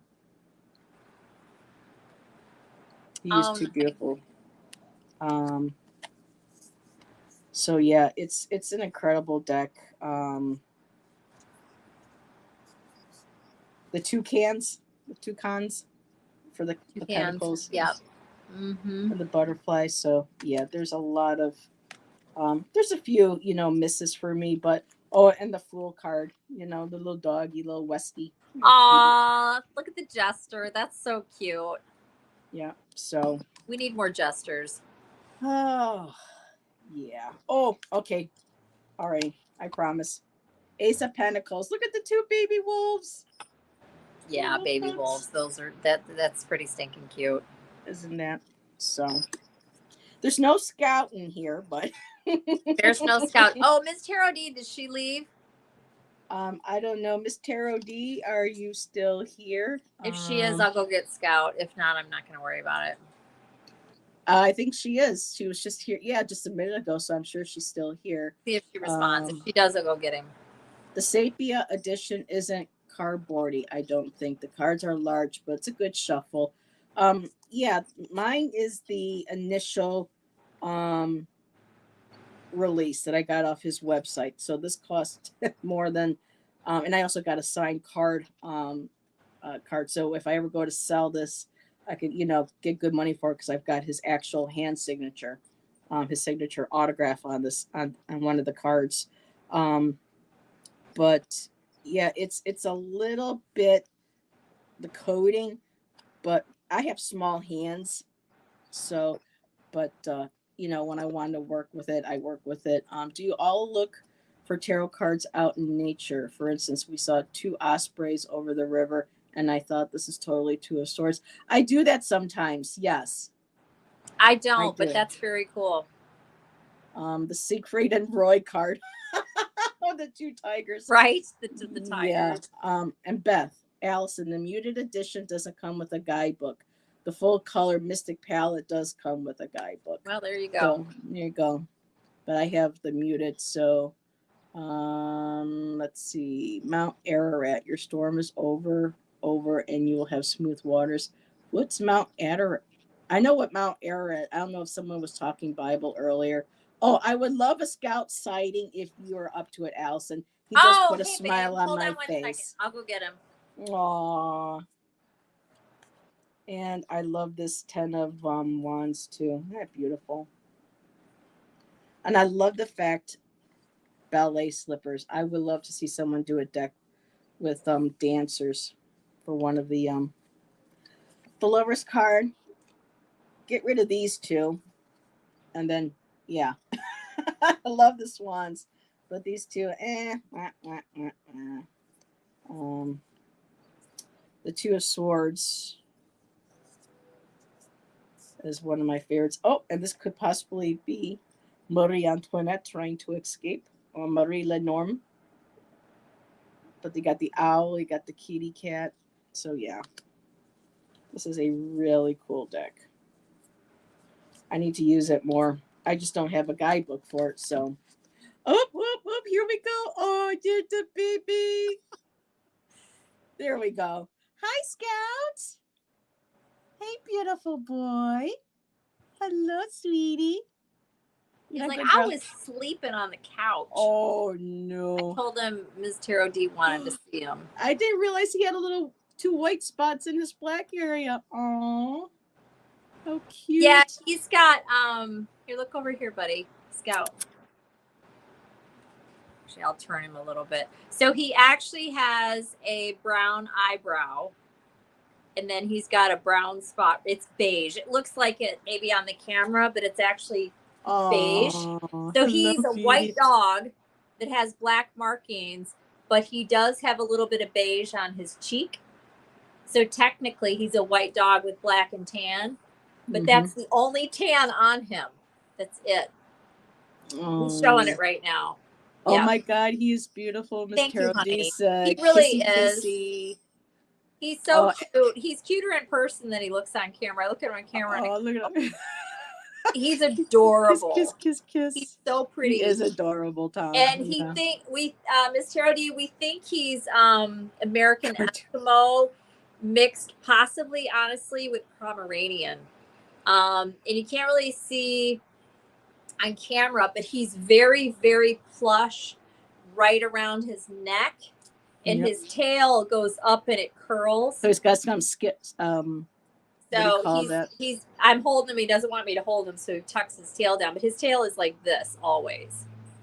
It's always up like that on his back. And so, Earl, I believe he's 10 years old. Which is very Pomeranian. What's that?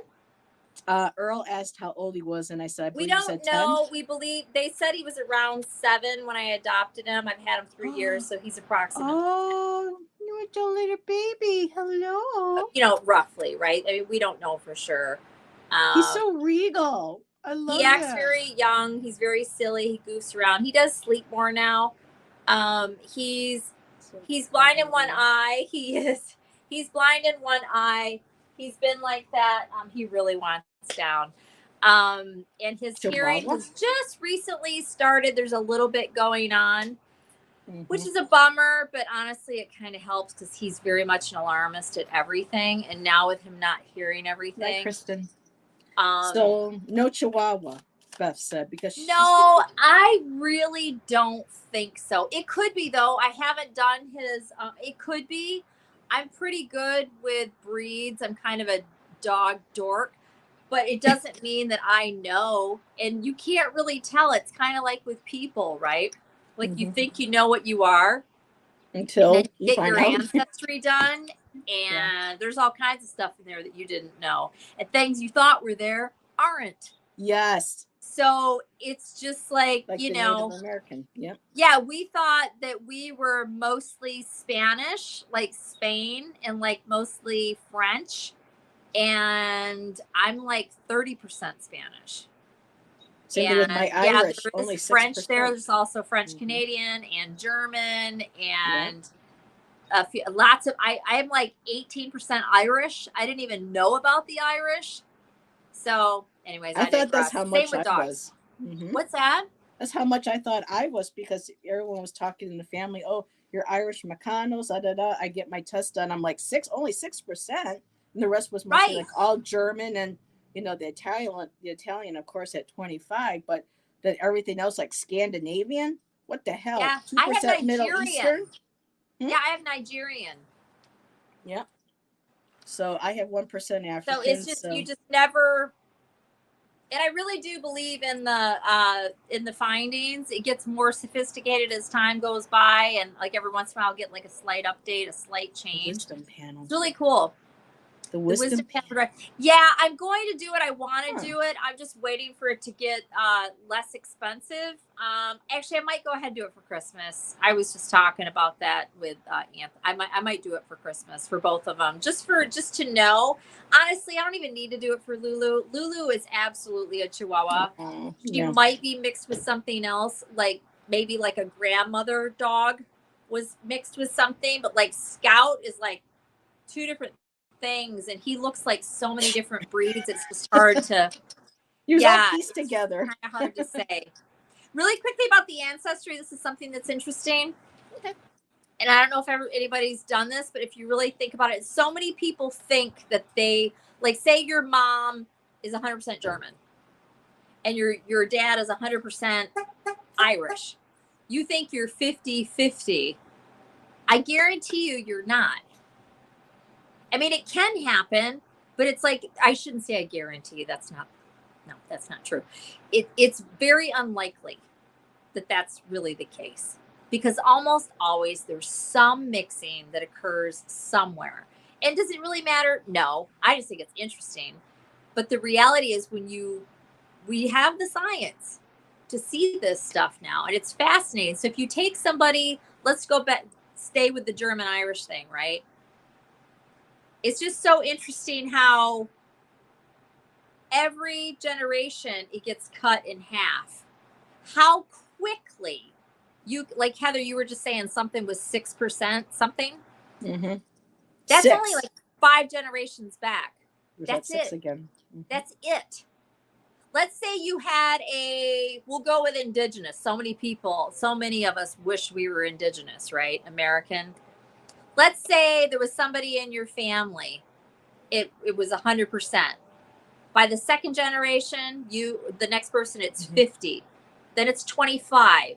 Then it's 12. Then it's 6. That's only 5 generations back. That's it. And that goes by pretty quickly. You figure every generation, that's only 100 years, roughly at 20 years, right? We'll just say 20. It's just amazing how quickly it waters down.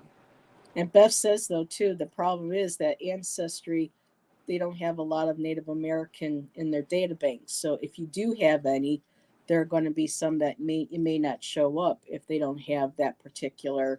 I'm not positive about that, and I don't know how the science truly works. I've heard people say that, but I don't know. Miss Taro D, that 1% is Diva. So you're 99% Sardinian and you're 1% Diva. That's hilarious. We could all, yeah. Let's see. So, and Tropical Empress, she's Japanese, Polynesian, English, Irish, and Scandinavian. She's beautiful. If you go to her channel, absolutely gorgeous, especially that beautiful straight black hair.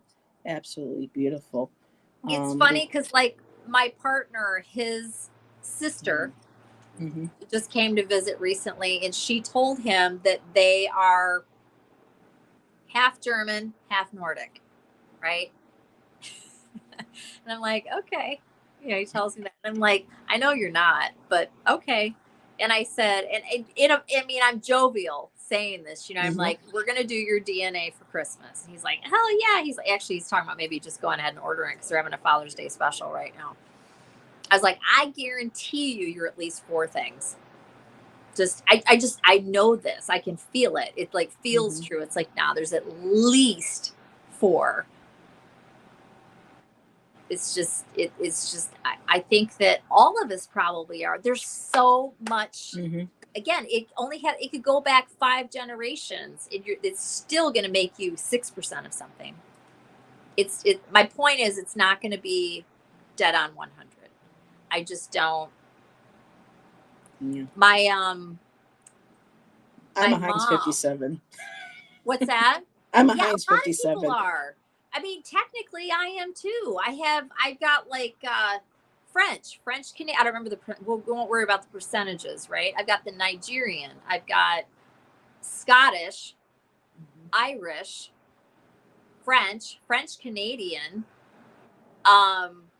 Spanish. Oh, look. Oh, fireworks. What did I do it was the fireworks? This? I don't know. Strike a I don't know pose. what I did. I was going like this. Were you voguing? And but there's like 8 of them. Yeah. I want to know what I did that made the firework. I don't know. I was just going like this and counting. Yeah, so I mean, we thought we were pretty.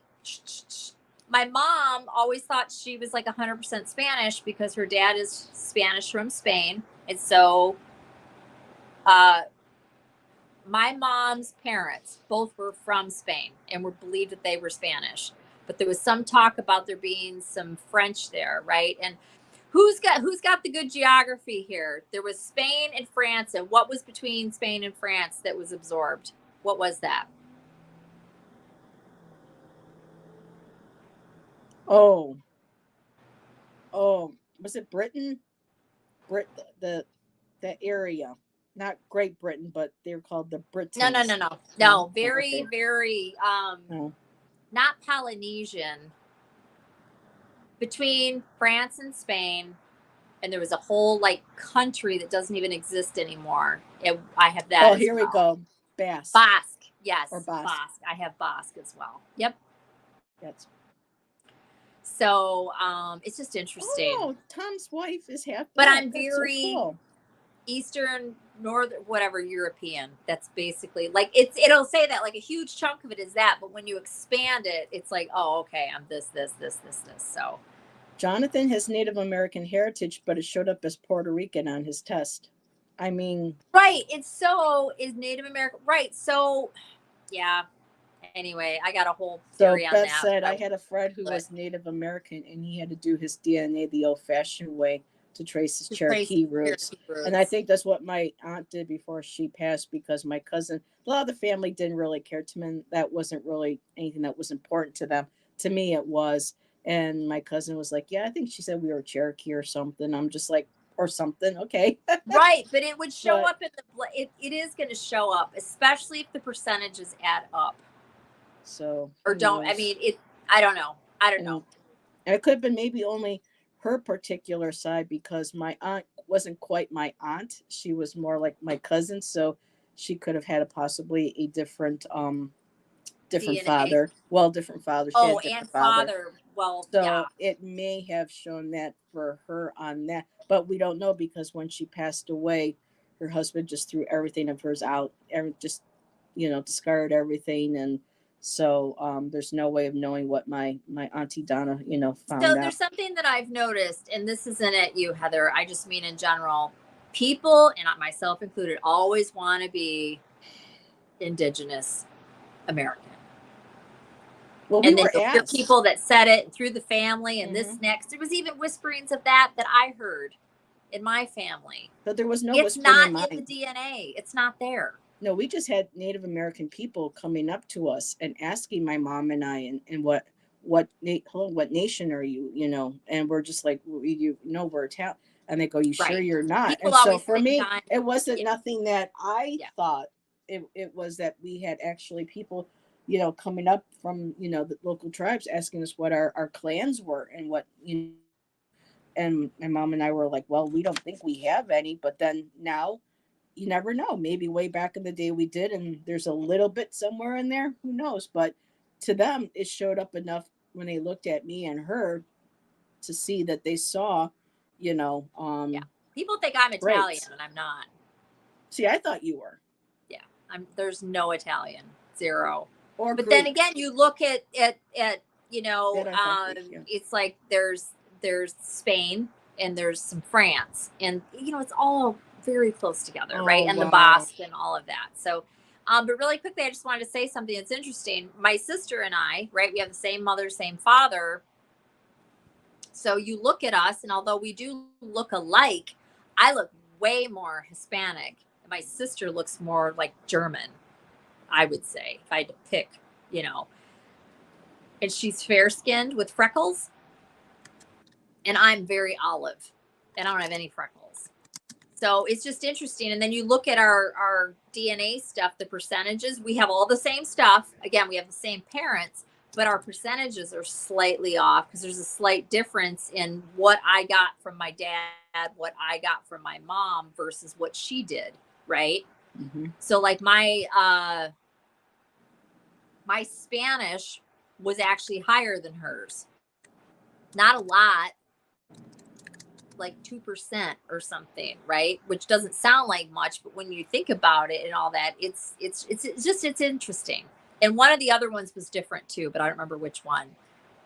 My brothers and I look nothing alike me. They don't do drag. But his brother, and he said, didn't even look. And there was something else I wanted to share Same that for I didn't bodies, your body type, all that stuff with siblings. Like they all are very like large breasted and all that. I didn't get any of that. My skin coloring's different. Maybe that's where I get the German from. My sister's, she's a big girl. I'm not. But yet you look at us next to each other and you're like, oh, hell yeah, they're sisters for sure. Our hands are the same. Well, similar. Our feet are the same for sure. Our legs, the shape of our legs. It's just all that stuff fascinates me. It's very interesting. My son looks so much like my ex-husband. It's crazy. And Tom said that his wife is half black. And he said, we traced back and found where my wife's family were slaves, and it was very triggering for her as well. Yeah, I'm sure. But that's so cool that you were able to trace stuff back, because a lot of people, that all that stuff is just lost.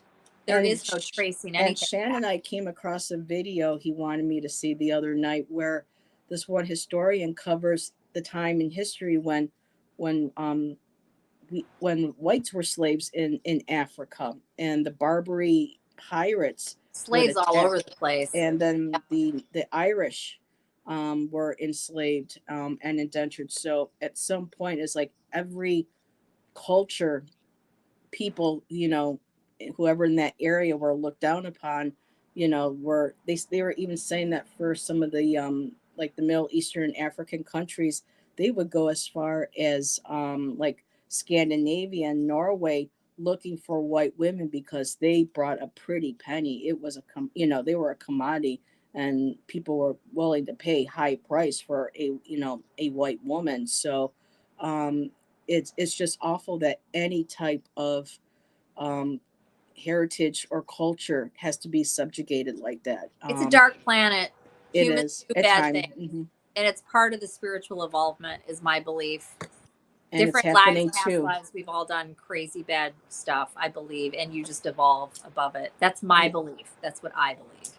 And unfortunately, women killing, murdering, are the worst minority right now, because I know there are a lot of people right now saying, oh God, we're embarrassed to be Americans. On there's stuff that's going on here in this country that I'm very embarrassed about, that I don't care. But as a woman, I am very grateful to be an American, and that I'm not a woman living in the Middle East or in certain countries in Africa, where if we look the wrong way, we can be beaten to death, where we have to constantly cover our bodies and faces, even in our own homes. And we can be, attacked and assaulted and stuff by, our husbands and any, you know what I mean? It's just, it's still, there's still, a war, it seems to be on women. And, I don't mean to go off on this tangent, but it's just, it kind of tying into heritage, is that when I found out that I was that much German, I was almost ashamed because of the history of Germany with the two world wars. And I was just thinking to myself, oh my God, I hope I didn't have relatives that supported the Nazi, regime or ideals. And yet, even if they did, then that's, so for me, I have to start learning as I'm getting older to separate and say, this is history. This is no longer, and you and I, Allyson, have talked about working on healing our ancestral line through our ancestral um, um, altars.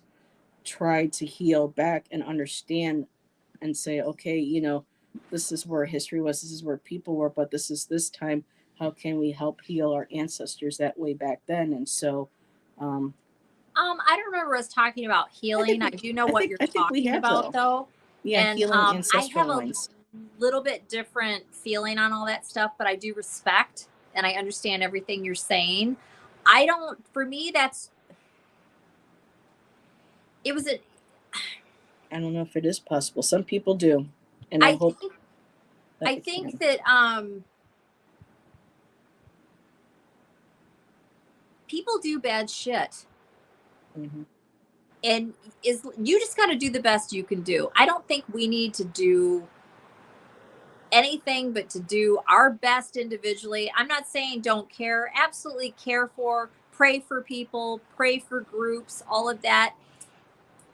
I think the important thing, again, it's just my opinion, is that you do better going forward. That is the ancestral healing. It stops with you. You don't do the like abusing your children and doing all that crazy shit, like that kind of whatever the bad thing is, you don't do it.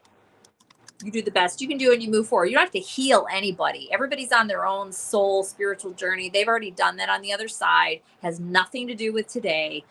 It just doesn't, in my opinion. It's done. It's no, and I wouldn't drag my energy down, because that, for me, that's what it would do to me anyways. And plus I don't have any connection to it. It doesn't, I recognize that it's history. It's sad. It's awful. But again, and I'm not making light of it. Let me say it one more time. I'm not making light of it. I'm just saying humans do bad shit. This is a dark planet. You come here to learn hard crap. That's my belief. And I think the more you incarnate, hopefully you learn the lesson and you rise above and whatever. And I think that's also part of the reason that I just don't connect with a lot of it. It's like, I would never do that awful crap. I wouldn't do that. Oh my God. You just can't relate. I can't relate. I don't understand. And you just see the bad in it. You recognize that it's awful and that you would never have any part to do with anything like that. And if you come across somebody that needs help, you help them, you do whatever, right? Helping animals or donating money or whatever it is. I just, and I hear what you're saying, and I really do. Also, one other thing to come back on something you had said, America has horrible karma. Horrible. Horrible. Terrible. So do other countries. Like any country that took part in having slavery, there's a bad, awful imprint or whatever the hell you want to call there. Also, America, we stole this country, y'all. We did. Yeah. Oh, yeah. So there's karma here. And that's part of the reason I think a lot of the bad shit that goes down here, well, a lot of those people are here again, living other lives. And some people are being punished. Like they talk about how bad stuff is. Well, how do you know you didn't do, and I don't mean any of us here necessarily, but could be past lives. Yeah. How do you know you didn't do some awful shit? Just because you're really good and you're on the straight and narrow now does not mean that you did any awful, horrible. I'm sorry, people are not going to like to hear this. You've done some bad shit, I guarantee you, as a soul in other lives. It's just the way it works. It's evolvement. You learn from it. You're better. You go up in vibration. I really do believe that. You don't have to agree with it or whatever, but I really do believe that's true. And when I first started hearing that, whatever, not everything resonates with me, that I was like, that's true. Yep. You can feel it right in my gut. It's like, yep, that is absolutely 100. You know, Todd, we do have our black marks against us. And Bill was sharing, Bill 99 ASMR Tarot joined us. I have Mayflower parents. It shows up as the Massachusetts, New York region on the ancestry test. I have experienced white guilt from time to time. Yeah, and I'm at to the point. But it's not yours, honey. But maybe it is. Maybe you were part of that. Maybe you were. And here you are 3 generations later, right? Everybody has blood on their hands. Yeah.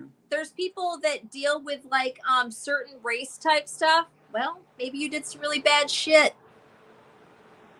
Yeah. You know, and I really do. I really do. I absolutely believe in all of that stuff. It just makes sense. I know what, but when we have several of our fellow readers who say that it's possible to heal our ancestors through, you know. What does that even mean, though? Well, heal them how? They are on the other side and worked on their stuff. Well, they feel that because time is not linear, that our actions today, the healing that we send to our generations past, our great grandparents, our great grandmothers, send them healing energy, send them love, send them, that the type of light where if we can, imagine sending that back to help um, bring that, to bring whatever healing or peace that they may be able to feel. Because I mean, let's face it, if we're going to go in this conversation where, there are still spirits that are attached to this physical plane for possible things that they have done in this lifetime or things they Okay, experience. So that and maybe us Earthbound, healing, yes. so maybe healing and stuff can help them, but who's to say that because time is not linear, that it's a lot of people feel is circular, that our energy can maybe go back in the past and at some point, whether we know it or not, maybe help heal something that they might have been going through or might have brought some sort of peace or healing. Or If that's maybe, true, maybe. I Yeah. mean, I I can't say don't it's think that not, way about but time, but what the hell do we know? We're here. We don't mhm, know the truth about a lot of stuff till we're dead again, right? yeah. But my personal belief, and it does not mean I'm right. I got no problem being wrong ever. My ego is very bendable, flexible, whatever.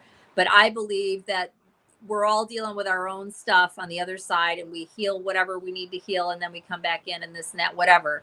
If you're earthbound, that makes sense to try to send healing and all that so the person can, the spirit can go back and whatever. But as far Mhm. as like time is not this and that, and it's all, and you can this, that, I can't really wrap my head around that, but that doesn't mean it's true.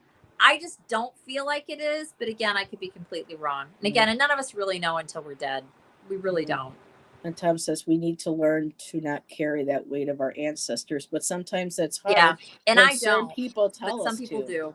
Yeah. because of me being light skinned, well, your ancestor did this to my people. Well, both my ancestors, I mean, people don't Doesn't have realize, anything to the do with Native yourself. American people, they took on black and white slaves. We took and had Native American slaves and what I mean, we've done it to each other. Like somebody said recently in chat, we all have blood on our hands, some culture from, and it's, you know, I have a problem with that. with what I all of don't us agree. We having all have blood on our hands. It's like, okay, then we all or do. And then we racist, all just need to forgive each other then, if that's what it is. hmm We yeah, all of so us, every culture, there's no some. blame. You just do the best you can while you're here. Be kind, be inclusive, don't be a racist jerk, Mm. and care about each other and show grace and be, of the light. And that's it. That's how I see it. Yeah, Dina says I don't get that either, Allison. So I think she was referring to No, the healing. I mean, What? yeah, I'm very intense and a lot of these things, blah, blah, blah, blah, blah, but don't get it twisted. I don't have I am all inclusive. I don't like the BS attached to, like, Mhm. dogma and Dalmatian, all of that crap. But like people, your sex or your skin color, your sexual orientation, I could care less. It's all everybody. It's whatever. It's who you are. Your Mhm. personality. Are you kind? Or are you an ass? It's real simple.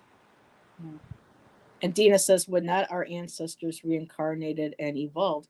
Maybe not all of our ancestors reincarnated. I mean, Right. And some don't. Some come back. Some don't. You decide what you're going to do. Some and are who's earthbound. that's to say that we're not our I ancestors? live my life. I'm concerned with my life and my child that I'm raising, and that's it. Everybody needs to just worry about their own ship. That's how I see it. And hopefully you're making the right decisions. And Michelle says, Ketu Mars conjunctions in the Vedic charts can point to back and forth genocides. The families can't let the trauma go and the cycle continues. Those are hard Yes, reads because they still carry absolutely. hatred. Yeah. That's like what I was saying to Heather, and I think this is what you're talking about, and forgive me if it's not, but like if you got some bullshit in your family that continues and continues and continues, right? I You broke need to have mine. it end with you, Hmm. right? You For just my part. Hmm. do it, right? And they also, what did she say? There's people call it like it's just breaking down and not participating in it. It ends with you, right? Yeah. It ends with you. Like Our families son that have learned. like alcoholism or whatever, physical abuse, people that beat their kids and then they end up beating their own kids and then they beat their kids. Oh, I like see that here all all the this time. crazy shit that happens, whatever the abuse is. God, there's so many. Take your pick. It ends, right? Neglect. Oh, wow. That's a big one. Genetic memories. Oh, so you're talking I like have cell memory? German Jewish roots too. In 1995, I went to Israel. I felt the ground in my bones. I became converted Catholic from that experience. So You're probably had a my guess would be that in another life you had dealt with whatever and you recognized it. In a very, I'm not saying this is the same thing. And let me just say this one thing. When I moved to California, the first time, and I just got goosebumps, the first time I came over the Golden Gate Bridge, and I'm not a crybaby, I started crying. I was so emotionally moved when I saw Mount Tamalpais, that range. I recognized it immediately. I am home. I have been there. I know that land. I recognize the actual skyline, all of it. It was a cell memory. I recognized it. I knew it. And I'm just saying that's what that is. It's like you've so been not you don't think it was a past life. It was just memories from your ancestors that made you either one. I don't know, but I knew it when I saw it. I felt it. I breathed it. I smelt it. I felt it. This is my home. What? Maybe this is my home. Like this is, it's like you're here, but you're also like there's some whatever that is, infused memory, infused knowledge. I know this land. I live here. I'm from here. You know, to go off on another whole thing, and I'll just be very brief here, but just okay. So we have our relatives, and then we also have the lives we've lived as a soul. Two very different things, right?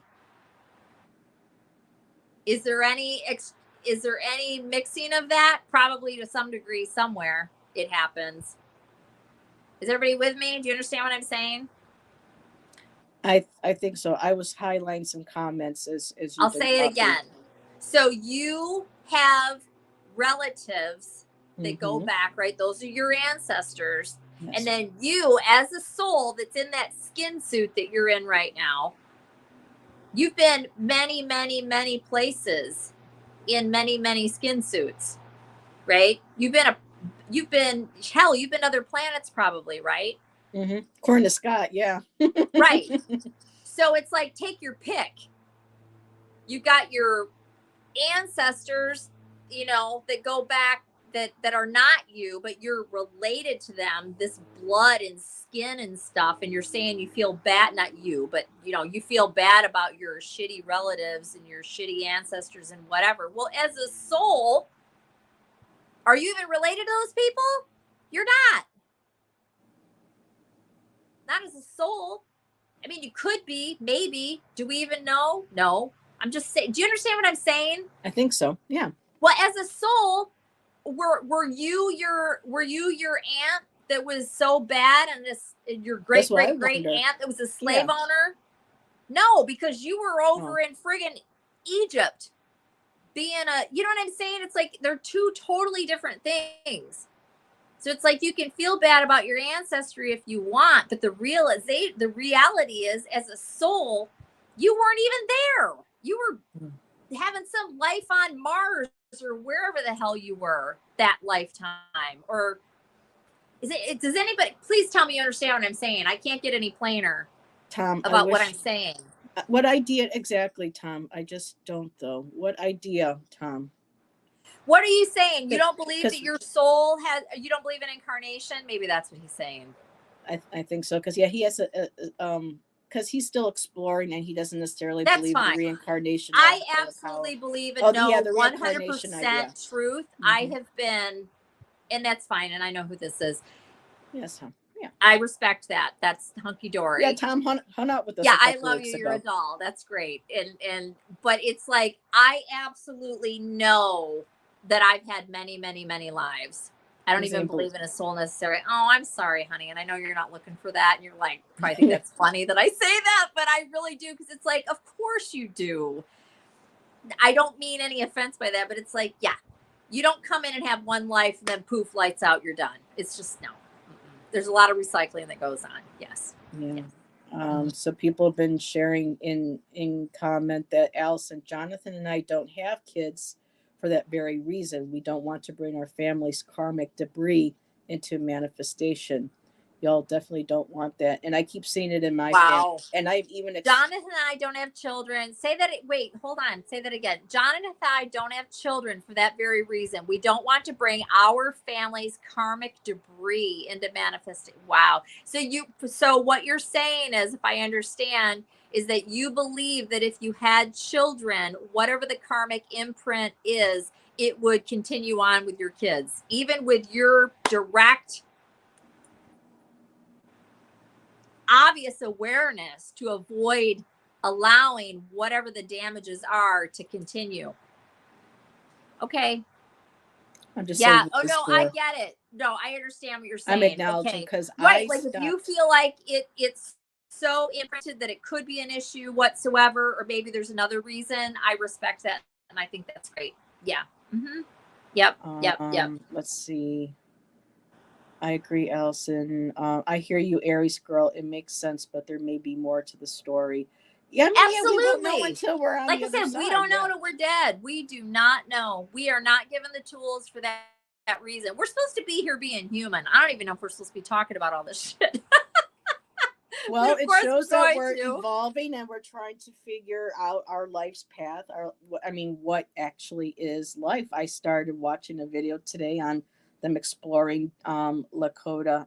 It was a gentleman talking about shamanic belief and culture, and it was like 2 hours. I couldn't handle 2 hours, so I watched the first 20 minutes, and it shows, not going off too much on a tangent, but how every culture has had, like the flood story, have had their interpretation or idea of what their great spirit or their higher power, and how in many ways, when you all just kind of shifted out, we all have those connections at all. The different stories, the mythologies all still come to like that spoke in the middle of a wheel. We all kind of still come to that same place. And right, Dina, energy can't be destroyed or created. So maybe what Tom might be thinking is, yeah, we pass, we release that energy, but necessarily have a conscious soul to it. It may be just an energy vapor that gets released and gets absorbed back into the earth, and that's all we are. So it's really, I hope not, because that's so sad. And I hear you. I'm like, I really hope not. And actually, I don't even believe that that's possible. But could it be? Yeah. I mean, we're all on different paths, Tom, and this is why I like my chat, because we can all share these different ideas, and we can all stay respectful of each other, and just absolutely. And it's all theories, like I said, until we're all. I got a feeling we might be talking about this again tomorrow. And I'll be like, I was right. Let's see, Allyson. There is a Vedic chart that actually shows the family debt. The evidence of our family's crimes kept us from procreating. We've always been open to adoption. Oh, wow. So according to Vedic astrology, there's different charts. And I know Michelle helped, did a little chart for me to show where it would be best for me energetically to relocate to, staying in New York or Oregon. And she was helping show Shannon and I our energy directions using my birthday. And it's fascinating what you can learn about yourself and your life path through astrology, especially. But for me, just trying to learn and understand Western, and then you have real sky now thrown into it along with the Vedic, it's just kind of like my brain just wants to explode. You just pick the one that you're most drawn to, and that's what you go with. As long as you're learning it correct, I think they're all right. It's just, I take a very agnostic view. It's all guesswork and experience. I mean, Tom, maybe, a year or so from now, or maybe even less, you might actually have an experience where it's like, oh, wow, that was tangible. I understand now. This is what, and you may change. I mean, I know I have changed, and it's okay. We're supposed to, you know, if we just stuck and all believe the same thing, it just, um, good night, Bill. Thanks for being here. Um, he's got a dog named Pee Wee. He gotta Oh, get that's dinner. cute. Yeah, because Bill is actually in Oregon, and so who knows, Bill? We might be neighbors someday. Well, hopefully next year. It's a great talk and to be open and respectful to others' beliefs. Yes, it was Yes. science that led me to study reincarnation, Tom. Eastern religion doesn't exclude math and science. The Vedas are incredibly mathematical. We're all figuring stuff out as we go. And Dina says that's why my favorite religion is Hinduism. For me, I do not resonate. I completely shut down. It may have all been a past life that. I can't do Um, any religion. so for me, I have to stay more earth based, where there's, Yeah, me um, too. It really is just belief. It's just how you and she feel. says I she's don't not a need religious religion. person, but the Yeah, me Hindus. neither. You don't need it. I I mean, mean, I some have people Green do, I Tara guess. sitting here. I've had her since 2007. I don't work with her, but I fell in love with the statue. She stays with me, and I may work with her at some point, or she just may be this beautiful spirit guardian that looks over me, and she doesn't need me to work with her. She's just here to be And it's the present with me. energy, right? It's It's the yeah. energy So of it. And that's the connection. Like for me, I don't you have want I'm not big on rules. I follow the rules that I have to follow, right? There's certain rules that we all have to follow, right? You have to do your taxes and whatever and road rules but it's like as far as my own personal stuff, I want to do what I'm drawn to, what makes sense. There are some religions where there's certain pieces of it that I'm like, oh, yeah, I like that. Or, oh, mm-hmm. that makes sense. Or, oh, that's beautiful. And you can have all the rest of it, and you just kind of piecemeal, this is me, what I identify with, Hmm. and it's like, I don't need, and that's another reason why I think and I'm not saying I'm so wise and this and that, whatever. I definitely make mistakes and everything like everybody else does. But it's like there's just so many things that I just don't need. I just Mm-hmm. don't. I don't know why. And it's like it just doesn't. I just look at it and go, it just doesn't matter. And I have zero connection to it at all. And Yeah. like even just stuff, I don't need it. I mean, certain things, yeah. It's very interesting how everybody is so incredibly different. And even like the stuff we're talking about, like ancestor, like, and feeling bad. I don't have any of that. I don't feel bad. Because I don't feel like because I know that's not my heart. I feel bad Mm-hmm. for that people suffered. I don't ever want to know that. And I do want to know the story. What happened, with certain stuff, just to have the knowledge and the respect for it. But to have any kind of guilt or shame no, I don't. No, because it's not me. I didn't do that. Not conscious me, right? And you Mm-hmm. just want to do better, do good. I don't know. I don't know how else to explain it. And Tom was responding to Michelle. I have had experiences, but I also don't necessarily trust experience. We lie to ourselves, and memory is That's notoriously true. untrustworthy. You are very profound and very. I can't. He is. Your wife and you. I would love to. I can't even imagine some of the We're conversations y'all coming must over for have. a cup of coffee, Tom. I just sit there and just listen. Like we're going to do with Carolyn and Peter Booker. We're going to stop by. We're going to have a cup of coffee. We're going to sit and just chat. And Amanda says, yes, Allyson, I say I'm Christian, but I'm not stuck to it. I stay open to other religions. I'm more spiritual than I'm religious. And yes, it does make sense because I tell people I'm not religious, but I'm spiritual. You know, I you know, we all Right. find different things and that changes over time. It sometimes for some people it doesn't. Others, I have morphed. Things, ideas, beliefs, and it's so important for to at least once a year sit back and just kind of like take inventory and go, okay, who am I? How much have I grown? What do I still believe? What don't I believe anymore? What have I seen transform? Is there something else I want to explore moving forward? And so for to me, it's always good to be constantly reviewing our life and our beliefs because we change, we grow, and we don't want to become stagnant.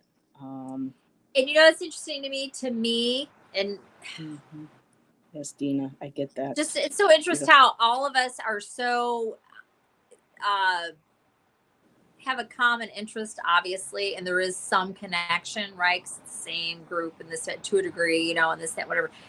Whereas, like me, I really believe you're just supposed to be kind. Be kind, but also defend yourself and you know, stand up for what you believe in and all of that. And that's it. That's all it is. And die. Yeah. And I don't even need all of that stuff. And Dina says, "You ever been moved by Yes, watching the sunrise?" exactly. That's to her. Yes. And we're To me, that's supposed to, good. but I won't even get into all that. That's another show we could have talking about watching the sunrise, the sunset. Yes. And I'm more of a rhythm. twilight Being than I a am real a human, sunrise. which is what you're supposed to do. Hardly anybody's actually really living the life we're supposed to live, and then we wonder why everybody's all sick and dying. I digress. No, it's true, and I agree. Eating a bunch of crazy, weird shit in different hours and staring at this fake light and everything else. You're like, I don't know why I'm sick. Oh, really? You don't know why you're sick?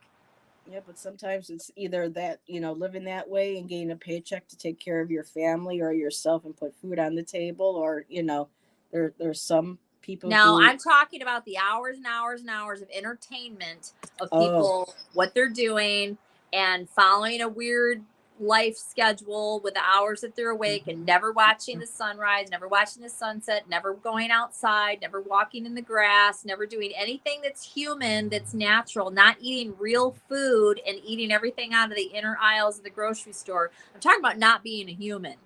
Yeah. That's what makes you sick. Sorry, I wasn't gonna rant, and I just did, but it was. You and I have been ranting for the stop. I didn't think that the show was going to go. I'm going to be starting another channel, by the way, you guys. I'll probably be doing it over the summer, and it's about all that stuff I was just talking about. Yes, because Allyson's very much into being carnivore a real diet, clean eating, you know, all this stuff. So yeah, what my definition of that is, it's kind of like going back to early man and how we were meant to eat and what we were meant to do and how vastly far away we've gotten from all of that. It's an interesting subject. Dina wrote a research paper in college on Hinduism. My teacher gave me an A- with sympathy because I chose such a difficult topic. It is very involved. They have like over 1,000 god, you know, between gods and goddesses. There's over like 1,000 deities or something, I think, if I remember correctly. And Jonathan says one thing is guaranteed 100%. We're all going to find out the truth of any beliefs. Yeah, that's right. We are. And Tom says, speaking of Hinduism, I just picked up a book on, I'm not even going to try to pronounce, well, Karukula. Karukila. That sounds Hawaiian. I don't know what that is. It's Hindu. I don't know. It's Hindu, so her thesis. Makes sense to me, Amanda. Many religions have been brutally commercialized. Just like Wicca, like I was saying before, you go in the store, there's like every other book is, you know, this is how you do it. This is 101, 101, 101, and it's just rehashing. That's another subject to talk about. Yeah, and it's just like, Wiccan, but just and it's called, there is a woman, I have to find her again. She's on YouTube. She's I think she's Italian, but she lives in Great Britain, and she has a channel on something called Cottagecore, Witchcore, and she talks about, and she's very knowledgeable, explaining how capitalism and the creation of wants over actual needs and the constant needing to create things that people don't need, but they know that people will, they think they will want. And I mean, it's just, Yeah, it's about greed and money and all that bullshit. And that's where she talks about cottagecore, which is wanting to have things that look witchy and pagany and have, living outside in a garden and growing your own veggies and your own herbs, but not really. I mean, she did a incredible job. I think through almost 3/4 of it, and it's fascinating. So, yeah, definitely about the commercialism. I'll have to find again what that channel's name is. Yes, be kind, be respectful, do as I will, and harm none. That too. Even I have an author who says, "Why do we even need that? It should be humans should automatically know not to harm another. There shouldn't necessarily need to be a read or a thing saying not to harm another. You but haven't yet we evolved do. enough. Yeah, but we still do. Right, yeah. Anyways, I could. Oh, here we go. Karukula is a female deity in Tibetan Buddhism who is associated with enchantment and magnetization rites. Cool, Tom. All righty. And Tom, again, this is cool. Devil's advocate. Maybe not being human is the correct evolutionary path. So what? Becoming AI robots? Or going back to a more spirit? Well, a lot of us thought. Okay, let's stop. What? They're talking about putting human consciousness into AI, into robots. That is something that they are. Yeah, it's time for me not to come back to this fucked up planet. That's about the dumbest thing I've ever heard. I'm sorry. Not sorry. Well, you're not dumb, Tom, but it just, no, it's doing fine. But in the beginning, we were described as more of a people, or maybe the initial race that was on this planet were more of a light being, where we didn't have, our some would say our evolution, but possibly the de-evolution before Precambrian man. Something like that, where we ended up, because we started, consuming animals, and we started taking on the power, the connection over land, that our bodies and our mass got heavier, not just with the gravity too with the plant, but just we de-evolved from a more spiritual, highly vibrational species of beings to more of what we have now, this heavy, meats. I hate using the word meat sack, that sounds gross, but just we're so thick now in the third dimension or whatever, that I don't know if I've seen any recent videos of people talking about, like what Tom suggested, working on an evolution where we might go back to that simpler way of life. We're more in commune with the earth. We're eating properly. We're drinking cleaner water. We're breathing cleaner air. And that maybe our spirituality will evolve again, where we lose a lot of this thickness, this heaviness, this kind of like animalistic, where we go more to a lighter spiritual being. I don't know. It's just a thought. It is the circle of life, and we've gotten away from that. And everything eats somebody else. But it's like we've totally gotten away. Like I said, the sun, the sunlight, laying on the ground, walking on the earth, eating what we're supposed to eat. And I mean, we're the top of the food chain. Well, there are some that say that by eating animal flesh, that we're actually lowering our vibration, and by consuming more vegetable plant life, people say a lot of things. Well, yeah, I can see both. I can see both. Like I said, everybody can believe what they want to believe. I mean, I was a vegan for years and years and years. No, I was a vegan for many, many years, because of how much I love animals and all that. And I got really, really sick as a result of it. This is a huge subject. Again, I'm going to have a whole channel dedicated to all of that. So, but yeah, we all have to decide for ourselves. I know that that's not true. The problem is the animal industry and how it's ran. That's the problem. It's the way the animals are raised. They're overproduced. They're kept in horrible conditions. They suffer terrible deaths. That is the problem. We wouldn't require vitamin B's alone if we weren't supposed to eat animals, y'all. Sorry. So I'm going to kind of like, people are going to be like, Heather, what the fuck are you talking about? I have just had a deja vu moment. I'm reading the chat. I'm looking at you. I'm seeing what you're wearing. I'm hearing your voice. I dreamt this. Oh, wow. It's like I'm having this deja vu moment reading all this and everything, and it's just, even my head's starting to spin a little bit. um it's been a while since I dreamt this. I can't. Those are I mean, check-ins, which is perfectly good. It means you're on track with whatever. so this is really interesting, and whether people believe in that or not, I'm sure most of us do in chat. But yeah, I dreamt this, astral traveled it. Maybe I went ahead in the future, came back, because that's another thing when we were talking about the ancestral healing and whatnot. That time, there are wormholes. People can go back and forth through time, and what we do, maybe on an That astral is so level, interesting. to be able to heal, go Yeah. to the future, go to the Yeah, past, help heal. that seems a little far-fetched, but yeah, it's very interesting. Very interesting. Finally, all the acid I did in the 90s pays off. Oh my God. um, so yeah, this is Allyson. Let's go explore the universe, Isadora said. Maybe shedding the meat suits, as you put it, is the correct path. Maybe. I'm going backwards now. So, Tom, I agree with the ideas, but the idea that evolution is this return to nature and caveman life is kind of an antithesis of it. Our brains have evolved and our understanding of laws and science. This is true. But before we were cavemen, we're talking about the beings that technically, you know, because if you believe Preceded that. The whole Anunnaki kind of, you know tale of, Yeah. I mean, there's a lot we don't know.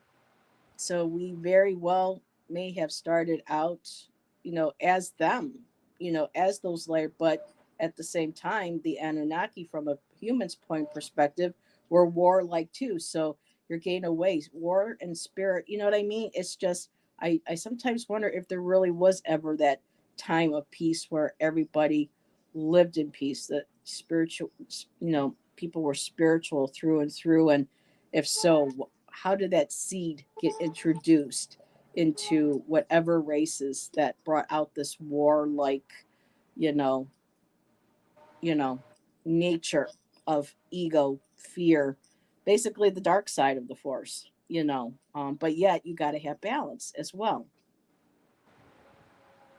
Again, I believe in the involvement of the soul. So to me, it all is just very obvious, but it depends on what your beliefs are. If you don't believe in all that, yeah, I guess. Oh, Tom, lab grown meat? Are you kidding me? I know That's that's gross. disgusting. I I don't hope think you're that's the not being answer either. serious. It's just the whole animal farming industry needs to be revamped, start to finish, all of it. And you can research and buy from certain farms where the animals are treated well, and the whole. I mean, all of it. I mean, yeah, there's a lot to be said And and there's talked some about people for anybody who get that's sick interested. off of meat. What's that? There are some people who don't do well on meat, and they do better on, fresh vegetables and fruits. But and there's on a lot totally of reasons for diet. that. It's not that simple and cut and dry. There are reasons, and I will be going into all of that. There is, Heather. There is. Okay. There really is. There really because is. I know a lot of readers in our community, are vegetarians and or vegans, and yeah, and I was for years, weird. and I almost died, or I could have died. And they feel better now that they are vegetarian, and vegan. So, yeah, again, not everybody's the same. There's a ton of information out there. I'm not just spewing off and just, at all. Believe me, I took it very seriously, and I still do. My labs were horrible. Yeah, really bad. I was very sick because she was my thyroid got screwed up from eating vegan for so many years. I would never go back to that ever. There's no way. Tom says, I need meat. I feel guilty for it, but yeah, I feel guilty right too. Because of the way that it's done. You're a human. You're actually whatever. People are way too sensitive about it. It's the problem is how the animals are treated. Yeah. That's the problem. It's an agreement. We have an agreement with the animals. We do. We really do. It's understood. So yeah, some people cannot. We wouldn't require. I have to say this. Yeah, vitamin B's are required. Required. It's an essential nutrients, and so is omega-3s. Where are you going to get those from? Where are you going to get them from? Fish. Right, which is an animal. Where are you going to get the vitamin B's from? I don't know, but you do, right? You don't know where vitamin B's come from? Not off the hand, no. Meat. Meat. That's the only place you're going to get it. And Tom says red meat, baby. Yeah. It's the only place you're going to get it. I mean, we eat it. I feel guilty at times for doing it, but meat and fish. Yeah. And Empress says, and a lot of people that feel like crap, I have to say this and I'll stop because then I'll just save it for my channel. That feel like crap, get your labs done. The answer will lie there. You are deficient most likely in something, especially if you follow like a certain way of eating. You know, because there's a lot of certain ways of eating that leave these big holes that people try to fill in with other stuff, and it just doesn't work. It might work for years, but then it'll end up creating another situation and whatever. And again, you don't have, I'm just telling you what I learned, and I researched this to death. I didn't just willy-nilly whatever. It was a big deal, and it was heartbreaking too. But then I also ended up learning a lot. And again, the problem is the industry and how it's done. We're meat eaters, y'all. I don't know what to tell you. That's why we require omega-3s and vitamin Bs. You can only get them from animal flesh. That's just the way it works. So Esther Michelle says, Jonathan's journey started with Heinlein. I don't know what that is. Heinlein. I don't either. That might be a form of Empress says, doctors told me to get my nutrients from food. Supplements aren't enough. They told me to eat more red meat for my iron deficiency. Right. Pills, you don't even really absorb a lot of that. You piss. Guess what we just seen videos. They said most of that we just pee it right out because there's so much other crap that goes into the supplements that it's just your body doesn't know what to do with it. Just like artificial oils, like seed oils and canola oil and all that other trash that people eat. Your body doesn't know what to do with it, and you end up with some weird disease. And there's a lot of stuff that we eat that we're not supposed to be eating. So, Tom, I understand Robert. Okay, so Robert Heinlein is an author, but what type of author? What does he write about? And Dina says, I just learned from an endocrinologist that my cortisol levels are freaking high AF. And Dina, girl, you know I love you. I'm going to call you out on it. The smoking does not help because you're going to make yourself. My mom was a smoker, and my sister. So many people in my family, and they're so deficient in a lot of testing things. I mean, the smoking does not help, girl. I am so blessed. I'm not saying I'm better, but I'm so blessed that I never wanted to do it because I can imagine if I were the same way as the other people in my family, I already have inflammation and certain issues with my body that, thank God I didn't compound it with that. You might need surgery in the future. Cortisol is stress. If you're a stress maniac, you're going to have high cortisol. She says she's going to need surgery, so you're going to have to quit. Yeah, girl. Every time I go to try to catch a video, you're there. I'm just like, Dina. Because when I see that, I see my mom, and I know the hell she went through, what my sister's going through and her health. And, oh, my goodness. It's just, it's a horrible addiction. It really is. I think they say nicotine or they say sugar is supposed to be worse than sugar is the worst one to kick. And I believe it. And damn near everybody's addicted to it. Mm-hmm. Let's see. Astrological Tarot. Jonathan and I are healthy vegetarians. It's a science, and your Ayurveda helps. Ayurveda. We understand that everybody is different, but it works for us. My colon can't handle meat, and my skin can't handle straight dairy. Gotcha. I'll be talking about that too. So it'll be interesting. Dan, for you, Pepsi is for me. It's Coke, but I've cut back quite a bit. Chantix, yeah, that didn't work for my mom, but my mom really didn't want to quit that bad. I mean, she said she did, but she just Oh my God, Allison's still on. Anthony must be out or watching the new He's Game of coming in the Thrones. morning. Game of Thrones. He's out cruising Woodward tonight. He just texted me he's home, but yeah. So I'm going to have to let this girl go so she can go talk to her man. But I was on Wellbutrin fine, in the past, and it made me, the Wellbutrin made her smoke more. And I have a thing with ice cream.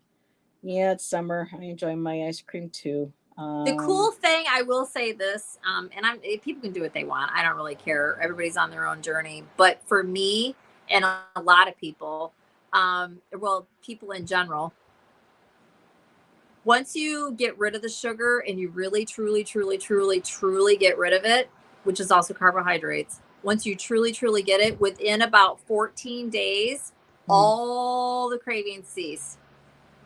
Like cease. Gone. Some people it takes more, like 3 weeks.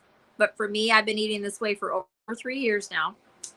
And I'm not tempted by anything. You could sit right next to me and eat chocolate cake, and I'm not even gonna, it doesn't even, I don't even care. I was doing really good last year. I dropped 20 pounds. I was doing really well. And then we had the problems here at the apartment with the neighbor, the bed bugs and everything else. And for me, what did I do?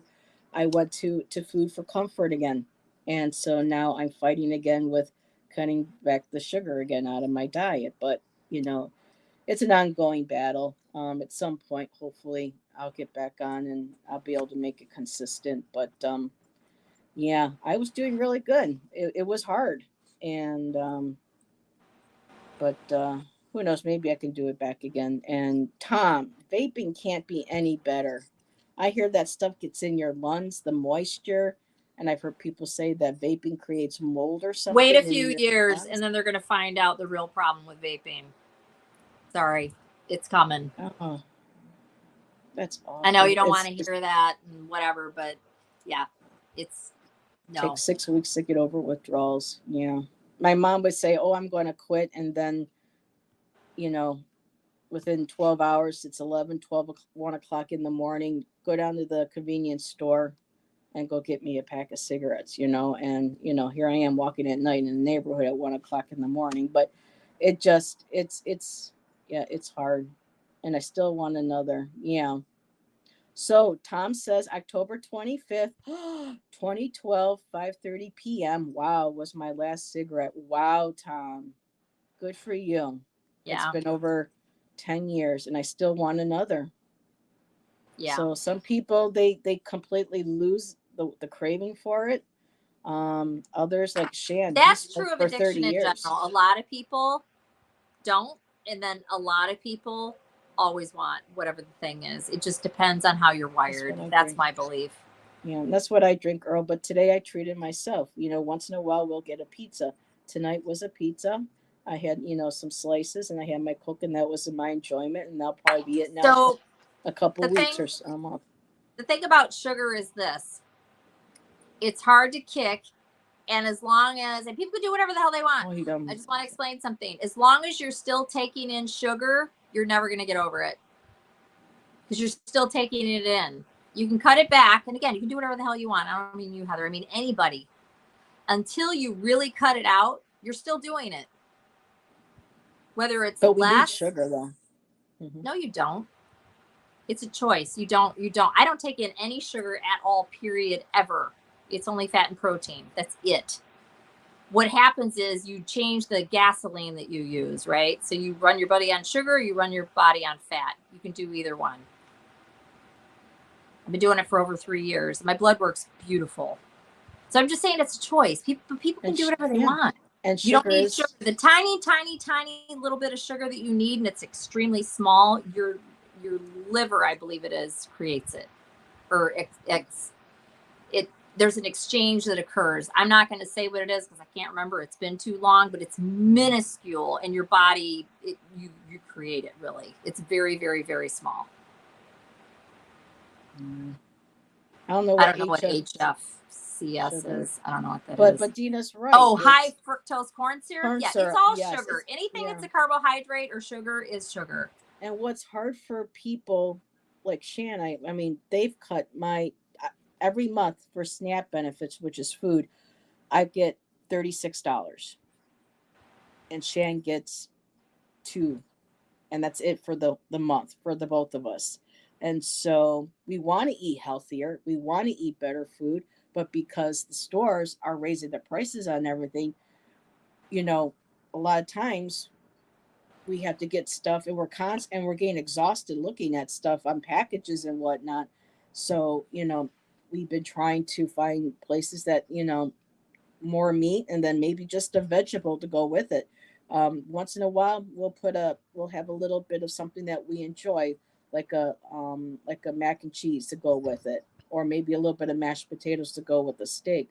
But otherwise, a lot of people like us, we can't really afford to eat because you go into the stores with all the nice food, everything's all jacked up. The prices, it's ridiculous. Just like we were talking about plastic today, the plastic container. The same thing. You go into a store, it's like, holy shit, one store will charge, you know, God knows what, 20 some bucks for a piece of steak or whatever. You go to Aldi's and you can find the same thing for about 12, but still when your SNAP benefits are only $36, it's just like it's ridiculous. They Yep. make it And really hard. I'll say this, I can't comment on what you're talking about. But like one thing, because it just reminded me of something else. That's what I'm going to comment on. I've talked to a lot of people that want to eat the way that I do, and they're saying that they can't afford it. Again, Heather, I'm not talking about you.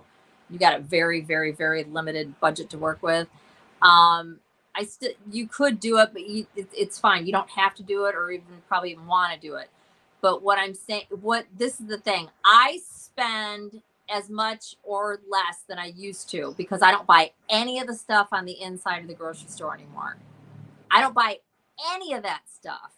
And so all of it's going into the meat and the fat that I eat. So there is a balancing out that happens because of all the stuff that you're not buying. It really is. It also takes you about 5 minutes to grocery shop. I've been out the store. It's so quick. And I don't know about you. I hate gets grocery 23. shopping. Can't stand Oh my it. God. Can't stand it. $23. Jesus, girl. Yeah. They just keep cutting mine back and back and back. And what was it that I just saw? Yeah, Tom says sugar is naturally in fruits and things. Um, I think cutting something out wholesale isn't always the answer. Yeah, I mean, when we eat meat, I have to have at least a vegetable. I just can't eat straight up meat. So I'll get some broccoli, you know, or I'll get asparagus.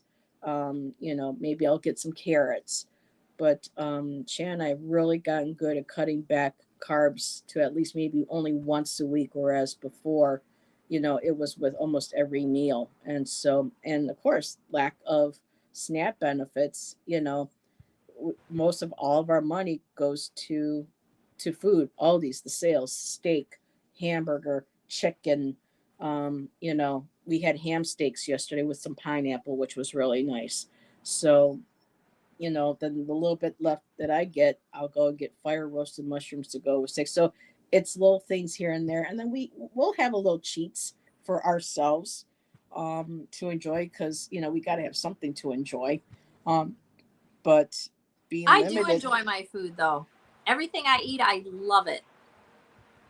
I just wanted to throw that out there. It's like I do. I really enjoy what I eat. And that's the other thing. And again, people don't have to do this. I'm just saying your taste will completely change. Not you specifically, just people in general. Your palate changes. I never even liked beef. I didn't used to eat beef at all, even when I did eat meat years ago when I was younger. I rarely even eat chicken now. It just doesn't have enough. I don't know. I just don't eat it.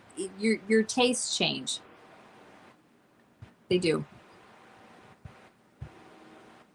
Let's see, what's this? At my clinic, nurse, you gained 5 pounds. Me, that's the steroids. Nurse, nope, you're on the steroids for a year. You're just fat. Miss Tarot T. But I can't believe, Dina, you only get 23. Yeah, buddy, Elon Musk gets $59 billion a year. So yeah, we're not even. Yeah. Christina, I used to drink tea, and I would always put sugar, but I put a little bit of honey in, and I've cut back on how sweet I can drink certain teas and things and stuff. So my amount of sugar, I can just take so much now because I have cut back so much. So I have started noticing where if I get a little bit of a craving, I'll have a little bit, and then that automatically kills the craving, and then I don't need it or want it for several days or so. So it's just we're all different how we manage it. And again, um, our environment too, what we go through on a daily basis. That's pretty good, Isadora. Mediterranean. The Mediterranean. It's definitely better than standard American diet. Absolutely. Yes. The green giant, garlic, cauliflower, mashed potato. Oh, see, I don't like the cauliflower mashed, but yeah, with them taking the veggies and turning them into like, mashed potatoes and noodles and stuff. Oh, I just can't. I think she's talking about cauliflower with a cheese sauce and it's frozen. I think that's no, and if you go into this frozen section, they have now where they break. I know what you're talking about, but I don't think that's what she meant. I could be wrong, but yes. With the mashed, with the mashed potatoes. Okay. Oh, okay. Yep. Yeah, they do everything with plants now. And there's the 6 again. Another 6. I've been getting a lot of 6. Michelle, you weren't here in the beginning for all the 6s, but but have you tried? Yeah, I tried Miss Taro D. I tried the pasta. I tried the veggie pasta. I just, for me, it's just. You might as well eat the regular, Heather, because it's all carbohydrates anyways. And I'm not into cauliflower. And I'm not into cauliflower. It all turns into sugar anyway. So eat the kind that you like. Yeah, the cauliflower homemade mash. Yeah. But I don't know, maybe if someone made it a certain way, I'll like it.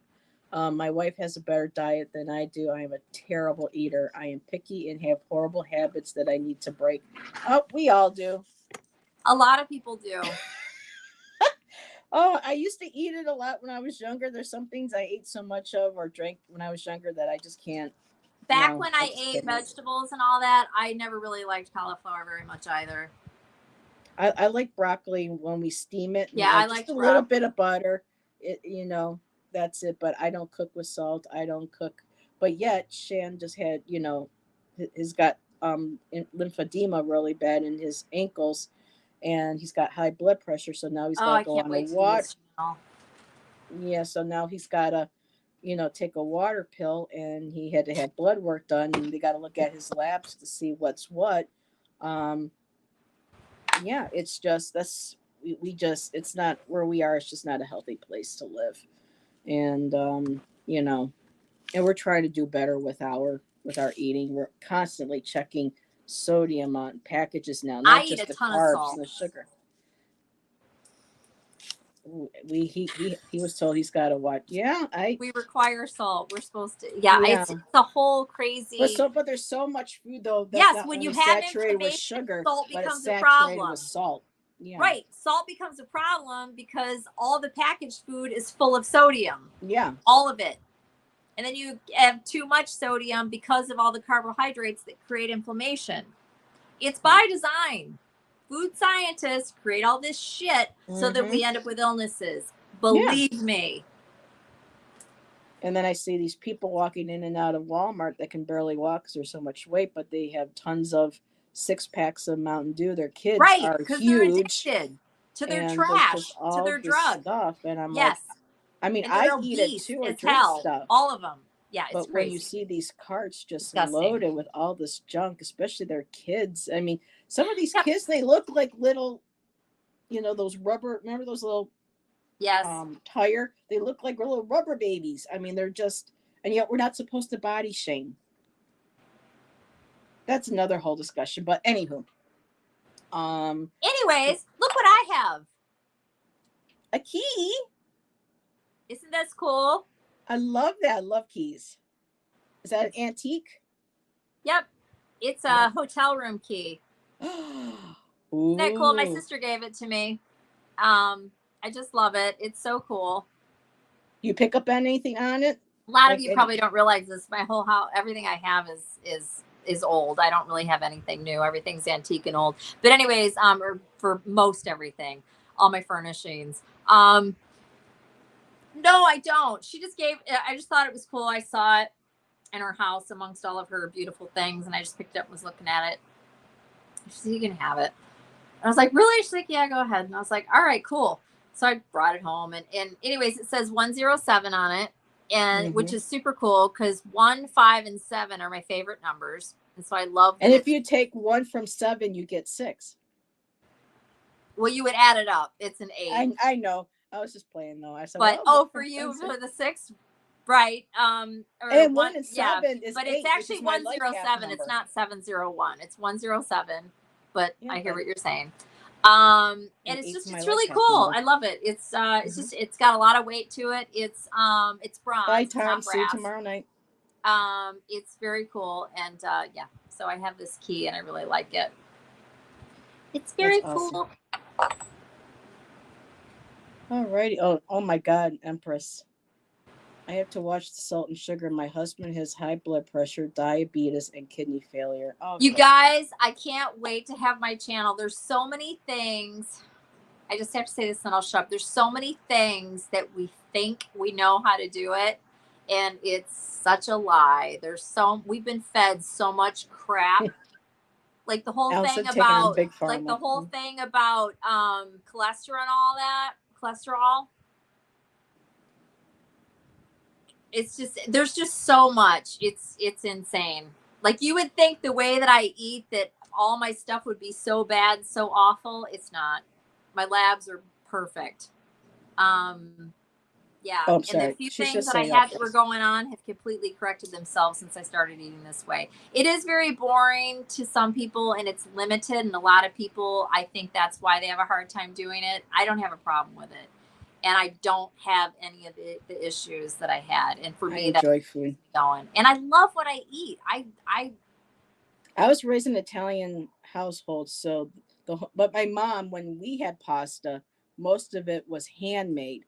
So even though it's still carbs, yeah, it was still, a lot of it she would all make by hand. But it wasn't until I hit 13 when puberty kicked in and stuff where I started gaining the weight. But as a kid, the Italian dinners, the KFC with my grandma and everything. I mean, a lot of that, it was just, manja. It was an Italian household, food, I mean, it wasn't like we had a lot of money for food though. I mean, my dad had, was a hunter, and God, I hated, I refused to touch the deer meat. And then my mom would have to, say, okay, never mind. We'll give Dad the deer meat. You can have the steak, and to try to get me to, But there were times when I could tell what they were doing because I loved animals. I didn't even, but, I love animals too. I know what you mean. But growing up though, too, my mom just really, and I hate to say this though, too, as I started getting older and I started developing, it was like more and more food was pushed on me. And I think a lot of that was to keep my weight up so that, I hate to say, this is a whole other topic though, but less competition too. With who? My mom. Competition with who? My mom. Well, I don't know what you mean. Who are you competing for?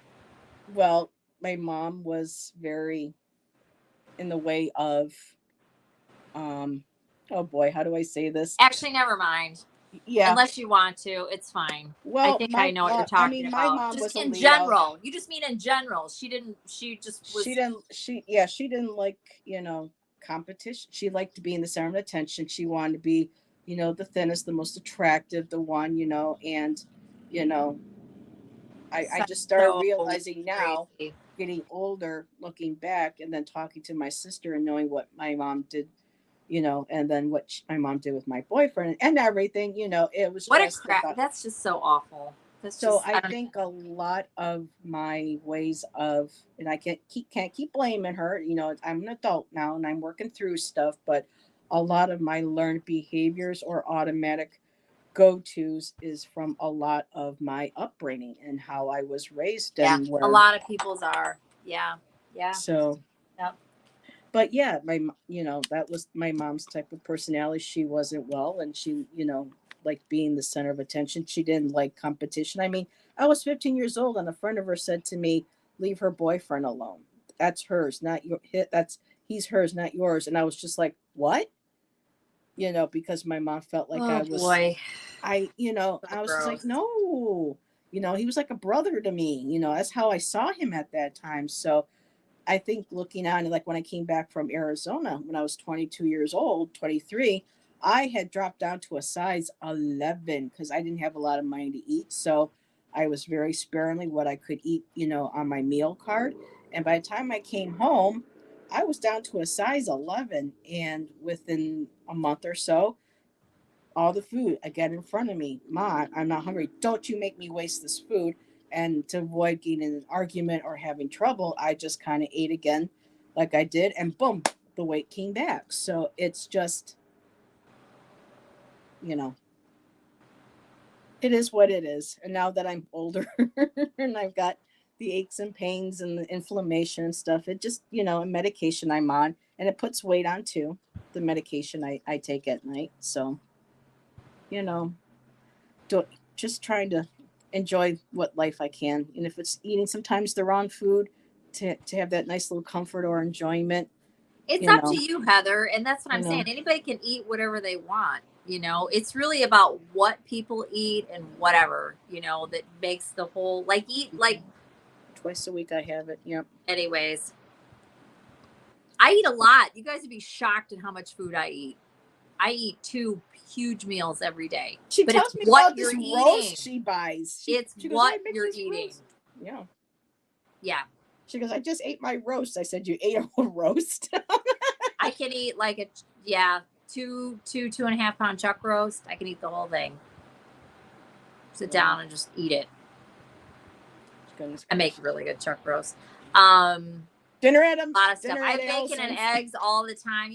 People would be shocked at how many eggs I eat. They'd be like, "Oh my god, your cholesterol!" Oh. It's like, yeah, but when you don't eat all that, we've been fed a lie, you guys. You can eat as many damn eggs as you want. There's nothing wrong with eating. Yeah, we need to eat more eggs. I eat egos. I for eat breakfast. like 4 to 6 eggs a day, and I have just at breakfast. Yeah. Wow. Yep. I sure do, and I love them. They're delicious. I get them. I'll go tomorrow morning. I get them at the farmer's market every Saturday morning. There's an Amish farm near here.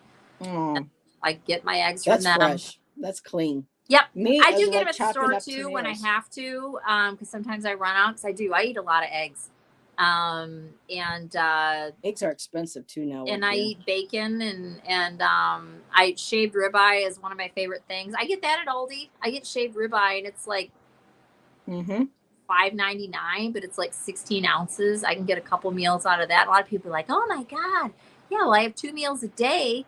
You need all of it." It's like it's really not that much. It's really not. And Earl wants to know if you use the air fryer when cooking. I do. I actually got one recently. My sister and my brother-in-law got it for me for my birthday. My favorite thing to make in that is pork belly. I love pork belly. Love, love, love, love, love it. Cut it into pieces about that big, put them in the air fryer, and open it and stir them a couple times. And they're absolutely friggin' delicious.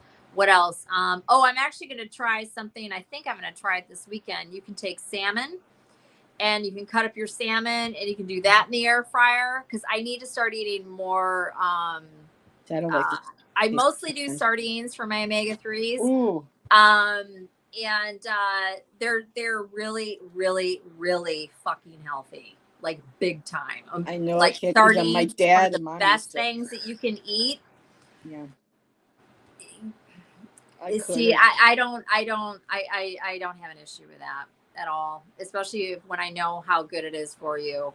I understand what you're saying. I'm not crazy about it. It's probably the only thing that I know that I have to eat, that I'm not crazy about, but I do it. I've been seeing more commercials lately for Spam again. People are pushing Spam. See, and that's something else. There's a lot of people that eat the way that I do, which is called carnivore, that eat the way that I do, that have a like a limited budget.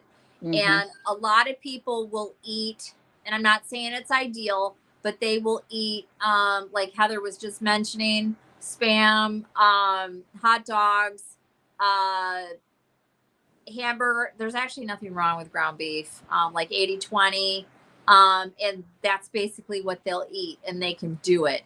And so it just depends. I mean, people do what they got to do if they want to do carnivore, and people don't have to do carnivore. Yeah, the only thing about eggs, you can get eggs really, really cheap. I'm not into getting the whole cheap eggs because I know where those eggs come from, and I'm not buying eggs that come from tortured birds. I'm just not.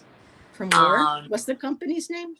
Or just you just go to just about any company. Yeah, that's how we get. If those birds are not free range, or pasture raised, you know, and don't get me wrong, sometimes you have to, as long as they're not confined, they're not living inside only and all this. Ideally it's pasture raised, right? Then they're eating bugs and they're scratching and taking dust baths and they're being birds. You know what I mean? But if you're getting just regular eggs, do your own research, see where your eggs come from. But when it's like when it's already $2 for a thing of eggs, and then you go and find something like that, and they charge at least $4 when you're on a limited So you get the income. good eggs, and you don't buy the crap thing. You don't buy the cookie package or whatever. I'm just saying, and I'm not here to. I'm just saying, it's like people want to get all bent out of shape about like eating meat and this and that, and whatever. Well, the eggs, it's like, well, where do your eggs come from? Yeah, but when you don't have the money, that's why I'm saying those. Right. They cut back and so I'm not much. saying you. I'm just saying a lot of people that say that, they're also buying some crap that they don't have to buy, and then they could get the better eggs. In most areas, I don't care where you live, you can go to a farmer's market. Most areas have farmer's markets that have eggs, and they're going to be less expensive than the store almost always. Yeah, I love getting when we do eggs, it's usually scrambled, and I'll have Shan chop up really fine a tomato. I'll mix it in, and then I'll sprinkle just a little bit of cheese, and we'll have that with some sausage or bacon, and that's really good. Sometimes we might put it on, like we'll split an everything bagel, and he'll have one half and I'll have the other, but that's like how we like our eggs, you know, with chopped up tomato and a little bit of cheese on it. Night, sweetheart. Love you. She's just like, I cook everything in lard. People be like, what? Yeah, I do. Yep, sure do. If I don't have enough, it, but he throws it out. Yeah, no, it's delicious, and it's animal fat is really good for you. It's the fake fat that's not. Canola oil, vegetable oil. Oh yeah, we don't cook with that. Complete trash. Olive or avocado, you know, avocado when we can afford it, but basically we try to get the best coconut olive oil is okay. I mean, you really want to do animal fat, but if you can't, I mean, coconut oil is fine as long as it's clean. Coconut oil is all right. Olive oil is like yes about the oils, but olive oil you don't do high temperature. You're not supposed to. It's carcinogenic.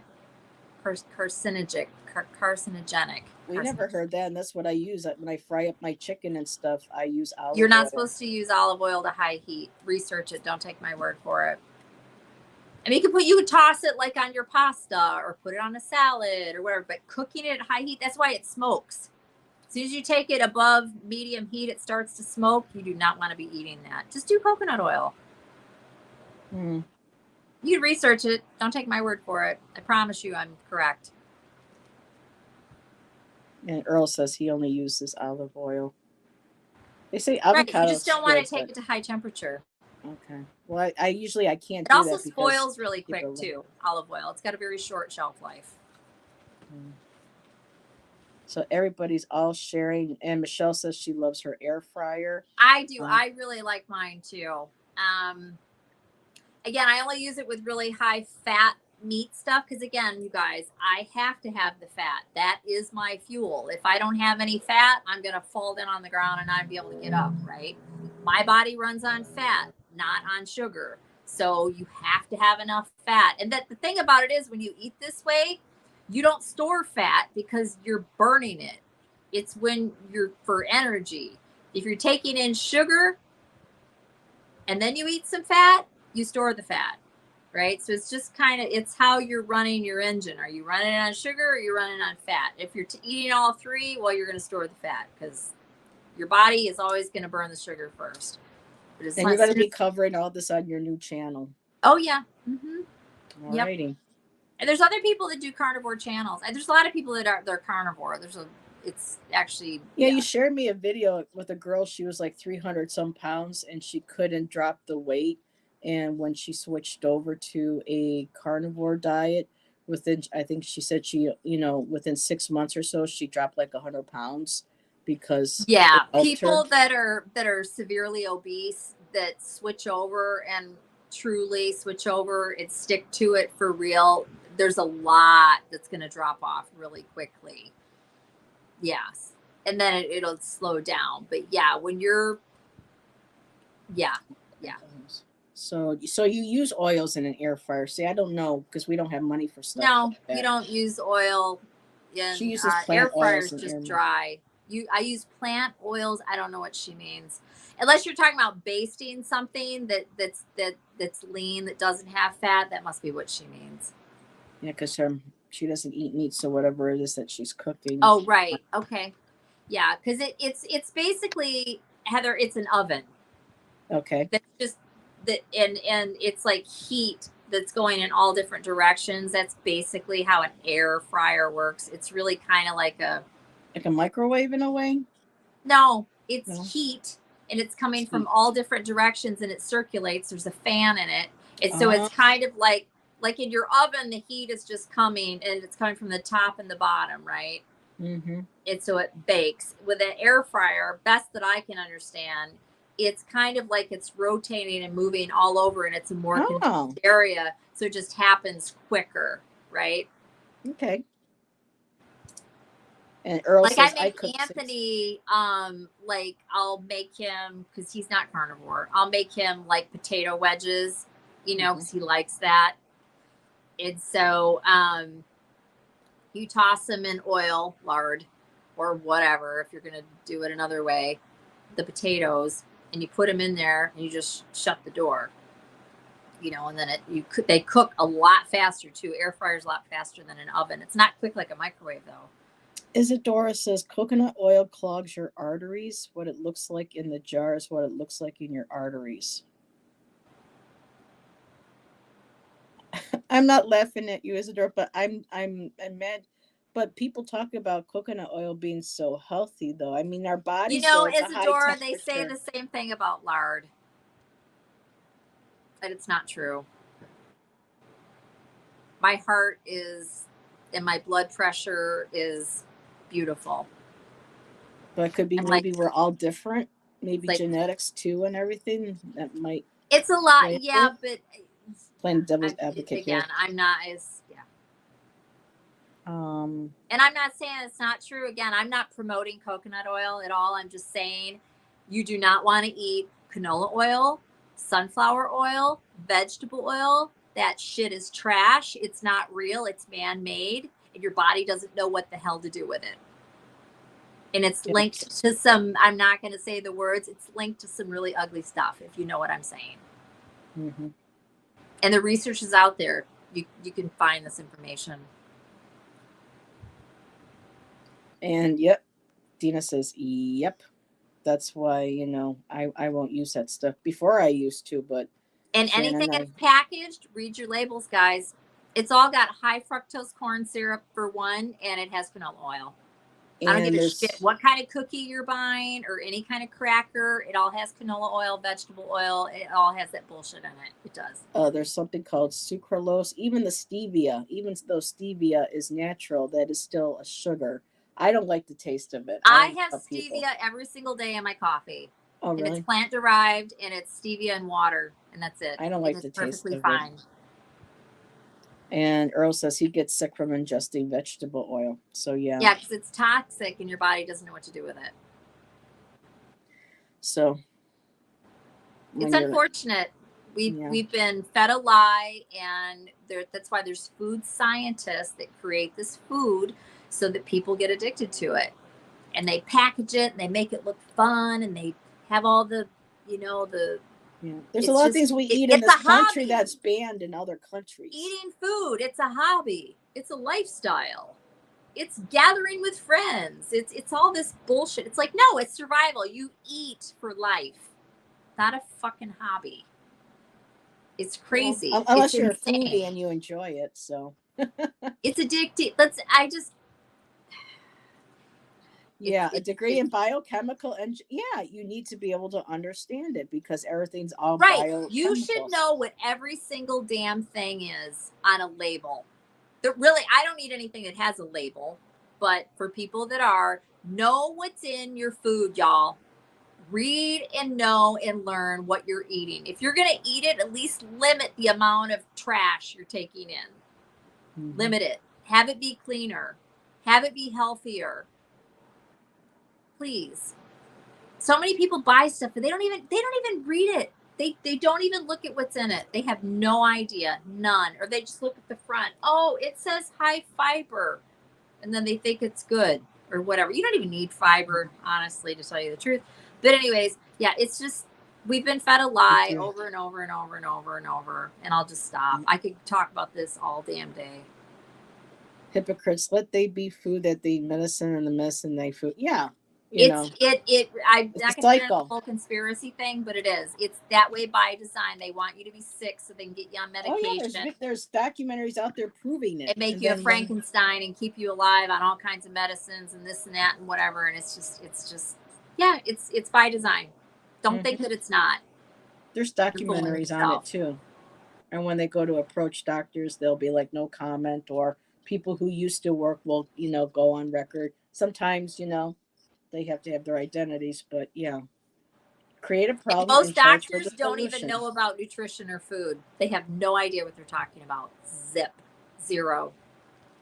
Yeah, I had to tell Allyson about my nutritionist that I had, and she says, well, your top thing should be, the fruits and then the breads and then the meats and then the sugars at the bottom. And it was just like, oh, this is not what my friend said. who studies this whole food pyramid needs to be flipped over. Seriously, completely flipped over. At least they keep the sugar at the bottom, but yet, I would recommend Vietnamese food, Asian and French combination. Yeah, because even the French, they eat good, nice food, but you don't see. There's a lot. There's a lot of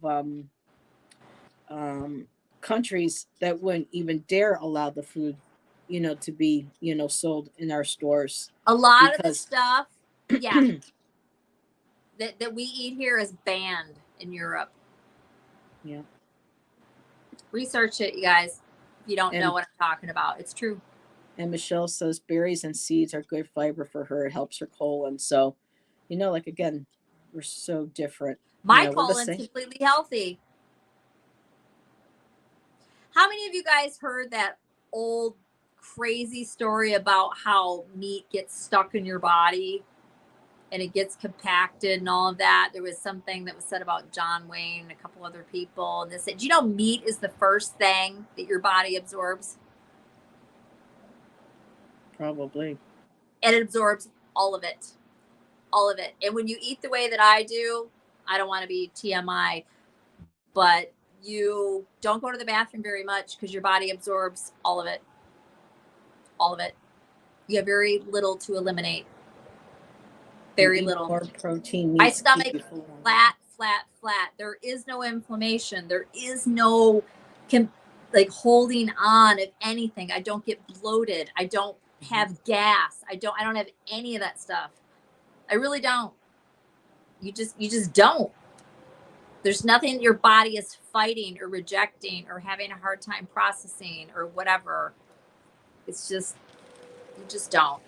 And Amanda says eating more protein meats keeps you fuller longer. Yeah, because then really, yes, but really, what it is when you're eating like I do, and I'm not saying yes, everybody needs protein, but when you're eating a lot of fat and you're not eating sugar, what happens is you are more satiated from the fat, and it's both. It's the fat with the protein. But you go longer periods of time and you're content. You just are. I've noticed a difference with if I have chicken, I have to have a lot of it because chicken is just naturally very lean. There's not much fat on chicken. A lot of people are like, well, fried chicken's really fattening. It's really not. What it is if you think about it, there's the chicken and you batter it usually, right? Which I wouldn't be eating that, but you batter it and then they fry it in oil. artificial oil. That's where the fattening comes in. But if you're eating an actual real chicken, like I do, like I'll get a rotisserie chicken once in a while from Whole Foods because they are good. They don't put any real seasonings on it, so I can go ahead and eat it, and it's, you know, it's just rotisserie. And yeah, I do. Years ago, I never would have ate anything but chicken breast. I didn't like legs. I didn't like wings. I didn't like the thigh. I like You white guys meat. probably, I can sit down and eat. I can eat a chicken. I can't. I can only eat the white part. I give Shan the dark. But when we get the chicken, we get the skinless, boneless, you know, tenderloins or breast, and I like to cook them up with some cinnamon. I sprinkle a little bit of cinnamon on them, with some of the olive oil, and that's how I cook up my chicken. That's how we enjoy it. Um, oh my God, chicken titties! Oh, good Lord, Dina! Every time I see a chicken breast, all I'm going to hear is that. Um, but See, and Earl, I would be laying on the floor, like with no energy if I ate that. Because again, I have to have the fat. I have to. Without it, mm, there's nothing. have you ladies ever tried bison? I Yep. haven't. Yep. I can't Bison's afford pretty it. good. Bison's very lean. I only eat. Oh Jesus, you crack Yeah, me up. and see, and that's the thing too. You want to eat ruminant meat, right? So, bison, venison, beef, lamb, you know, anything that has the I don't like, excuse me, I don't like lamb. I won't touch veal. That's just I'm not cruel. big on venison. I don't care for it. Veal is cruel. So for me it's mostly beef, right? But ruminant is far more nutritious than chicken or anything like that because just how their digestive system works. Um, So let me just say this, I'll be brief. Ruminant animals, which that has a multi-chamber stomach, they eat grain and grass and all that kind of stuff because they are supposed to. And they have the digestive system that can absorb all the nutrients from it, right? We don't. That's why people eat this and that and salads and vegetables and all this stuff. And they think it's so healthy and you're not even absorbing it. A lot of it you're not because your body's not equipped to do it. You just poop it out and it just goes away, and then you're like, what, I eat so healthy, and you still have all these nutritional deficiencies. That's why, Mhm. don't take my word for it, research it yourself, it's true. And but these so when you eat ruminant meat, which is beef, but any animal with a multi-chamber stomach, it's more nutritious because of how their digestive system works. So their meat is more nutritious. It's actually, we've been told the complete opposite. Oh, beef is bad for you. No, it's not, you guys. No, it's not. Fast food beef isn't good for It's a you, bunch of but bullshit. Actually, it's not. That's not even true. It's really, fast food. infused with some nasty oil on their fryer. The meat itself, honestly, and there's research out there. You can even find this too. It's fine. We Is love it Five Guys. top grade ideal? No. But there's nothing wrong with getting a hamburger patty, especially if you're in a. I don't do it, but have I done it? I've had to a couple times. It's just beef, and there's been studies and everything else done on like hamburger patties from like Burger King and McDonald's and all Why are these they called pink places, slime which though? is not my thing. There's Mhm. nothing in it. It's beef. But why do they call it pink slime then? I don't know. I don't even know what you're talking about. Well, they refer to like the burgers and the meat that they use for McDonald's and Burger King and Who's Wendy's. That they? I some don't know what you're talking about. I don't. What do oh you mean? I don't know things I've seen on TV when you know they talk about eating healthy and stuff. They talk about The problem is the bun and the fried French fries in the vegetable oil that they're frying it in. The beef itself, and again, there's been people that have gone, they buy it, they do their own research and post it. All these places that are fast food, and I'm not promoting fast food, y'all, but I'm just saying the beef patties, McDonald's, Burger King, Wendy's, those are the only three that were done. It's beef. It's ground beef.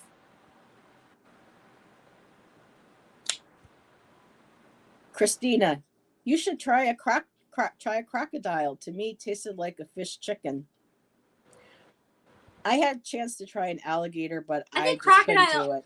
yeah, I think it's just white meat, I believe. I don't know. And I honestly, you guys, it's not like I love the idea of eating animals. I really don't. And like, there's certain stuff I'm just like, I'm not even interested in why some animals have been chosen to be eaten, not others. Like sometimes people eat rabbit. I would never eat a rabbit. I love rabbits and whatever.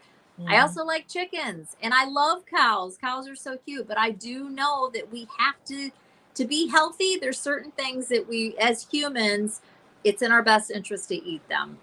The problem is the industry, how it works. Do you have to do it? No, you don't. You do not have to. And I understand and respect your choice not to.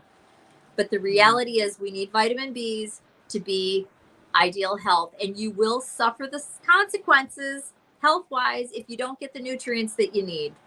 You just will. Unless you're like with Michelle and her colon couldn't take the fat and she has to be a non carnivore. There's a lot of information out there if you want to research it. We've got a lot of content creators that are amazing. And I'm not saying this is true for whoever you're talking about, but the reality is there's other stuff. If you get rid of it and you just stick to eating like very basic stuff, a lot of stuff heals and goes away. There are so many people that follow what's called a lion diet, which is very boring, admittedly, but just stay with me. If you're just eating like, say, beef and like water and that's it for a time, so much heals in the body. It's freaking amazing. And there's a lot of people out there that do it, and you can heal all kinds of shit, all digestive illnesses, friggin' skin conditions, autoimmune shit, emotional, mental type stuff. Lots of, don't take my word for it. You can research this. It's all out there, and there's a ton on YouTube. And the doctors backed up all of it, and real people. Yeah, I have a friend who's all kinds of stuff. Yeah, she's on a paleo diet, so she's and there's paleo too. But I'm talking about hardcore, just breaking it way down and doing it. And yeah, they are all beef. Yep. So's McDonald's. So's Burger King. Burger King had at one point where they were doing something with the lines on the burgers, and that was a whole problem. They got in trouble for it, and they stopped doing it. But that's separate. It is an actual hamburger patty, beef, 100% beef.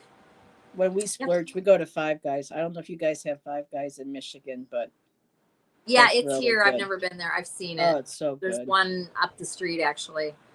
And after I eat a Five Guys, my stomach doesn't feel like when you eat like a Wendy's or a Burger King.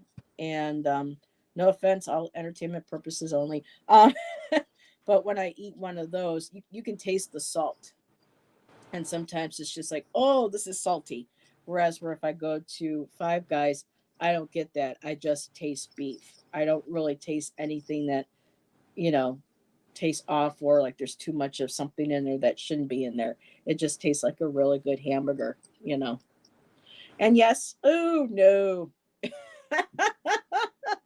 Yeah, I to the point where I won't even eat them. I hate snakes, but we are carnivores. That's the thing though. And some people love certain meats, and it's like, I won't eat just dogs, the way it is. It depends on where you grow up. Other countries, they eat all kinds of stuff, And I'm not saying that I'm into that, because I'm not. I'm very simple. I have no problem following a simple diet. I'm just saying for health's sake, there's stuff that we're just not supposed to eat, and there's stuff that we are required to eat. It's an essential nutrient. Essential does not mean there's an option. I mean, you can choose it, but you will pay the price with your health. You just will. And it might be right away. It might take longer. I have lots of friends that have been vegan and vegetarian for years. Some people fare better than others. There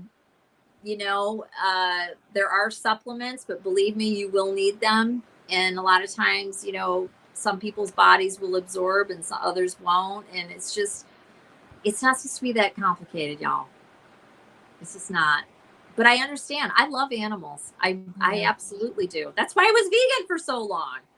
And then I got really, and that's another thing I'll be going into my channel. I'll give all the details of what that means. What happened. I'm looking forward to this. What the symptoms were, what was going on with me, how sick I got, how bad it was. And I was like, no. Yes, we are still on Thomas, but yeah, we'll probably be wrapping it up soon because Ramon is actually having an insomnia live tonight, and I told him Oh, if I was nice. if I was still up because he has a hard time sleeping, and but he doesn't work tomorrow, so I guess he's not going to drink his Ramon has a hard chamomile. time sleeping. Yeah, he drinks chamomile tea to help him sleep at night, but he doesn't work, and he's just looking for anyone to join me. So he just sent me a link to hang out for a little bit at 12 o'clock. So I'll probably do that because been we've been on for it's 11:30. I know Allison, it's isn't it crazy. insane? Yeah, I was worried I at should go. 9:30 about letting you go, and I'm like, oh god, it's 11. Yep, Tom, we're still on. Five Guys is expensive, but and we enjoy the French fries, but you know what? I never get sick. Well, with the French fries, yeah, I'll run to the bathroom, but if I decide just to get a burger with some what? See, that's what I'm saying. It's like it's crazy. Like once a month, we'll enjoy it. Oh, Well, yeah. not the. No, never mind. I'm No, not I'm just saying it's like that's the thing, and I'm You making should see light how of many it, but French it's fries like that's Shan the eats. thing. Your body telling you no. It's worth it, Allison. Is it? It's like once a month we'll have well, if we have the little extra, I'll be like, come on, let's go. And I love chocolate milk dipping salty French fries into chocolate milkshakes, and that will be my treat for myself that week. I won't eat, or drink anything else. That will be like once a week. I treat myself to something, and so See, that and would be my treat. no offense to you, but that's the other thing too that's an issue. This is separate from you, Heather. I'm not getting on you, but it just made me think of it. People think of food as a reward. Hmm. Food. Yeah, welcome to my world. I treat myself. I do too. Oh, absolutely, but not with food. Tom And says Allison that's would part die of if the she saw culture. my This is diet. not against you. This is part of the culture, and this is all by design. Again, we celebrate with food, Hmm. and we do this with food, and and then you get to have this, and it's just like it's all by design. Yeah. I don't know. I enjoyed Thanksgivings when I was younger. That was great. Nothing like a Thanksgiving dinner. Anywho, and I don't know if you saw this, but Tom said Allison would die if she saw my diet. But Oh, yeah, believe me, that's I definitely know what people are doing. I see it all the time. You should see when I'm at work and it's just yeah. No, I know. I know what people do. I do. yeah, I want to live as long as I can and be as healthy as I can and be able to enjoy my grandkids and all that stuff. And I'm going to. And also, you guys, I got really sick from being vegan. It's like, I am not, and I'm not going to be on medications. That's not going to happen. yeah, So, and we all have, like I said, everybody can do whatever they want, you know? yeah. Yeah. Tom, yeah, fast food is my major issue. Yeah, we don't do fast food really anymore. We'll treat us ourselves to a Five Guys, or sometimes we'll drop by and you get that whiff from a Burger King. You can smell the way and it's like, oh, we got to get and then that'll be it. But we don't do fast food anymore. Yeah. At a bare Except minimum, I would if there's one thing that I would suggest to everybody, completely cut out the bad oils. If you want to eat some junk, whatever that is, fine.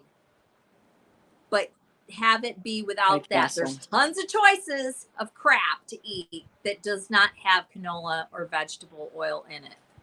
Ice cream, you know, I love my ice cream. whatever, baked potato with cheese on it. I don't know, whatever. I don't know, whatever your thing is, but just stay away from the fake Frankenstein oil. Do not eat it. It's killing people. Y'all are dying from eating bad oil. It's true. I'm And I'm just thinking making it about up. my treat I'm to not myself pulling this out of week. my ass. There's studies out there like crazy. Yeah. Tom says I love my White Castle. I'm like, yeah. Inflammation's a killer. I had a Klondike by girl.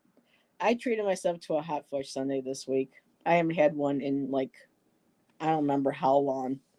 And I just said, I want to treat myself. I had my treat. It was a small one, and I was happy with it. I didn't get sick or anything. I'm just like, okay, I enjoy that, and that killed my craving for anything sweet for a few days. So woo. Well, that was weird. Yeah.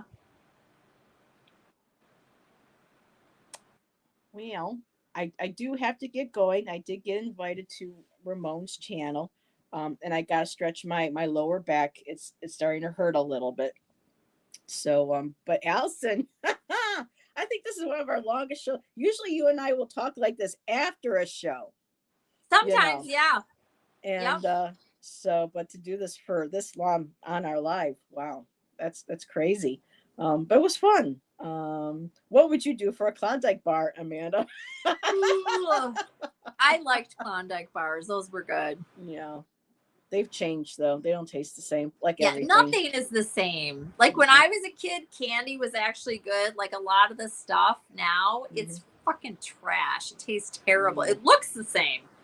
It does not taste the same. Amanda says, "Hey, I really enjoyed the live and chatting. Me too. So thanks for joining us, and keep an eye out, everybody. I'll make sure that people know when Allyson is going to start getting ready to launch her second channel. I'll make sure that it'll be over the summer sometime. And but it's going to be about carnivore lifestyle. Yep. So definitely we'll have her on to share that. Dina says this was freaking awesome. This was a good time. Sorry I railed against you, Allyson. Hey, oh, that's okay.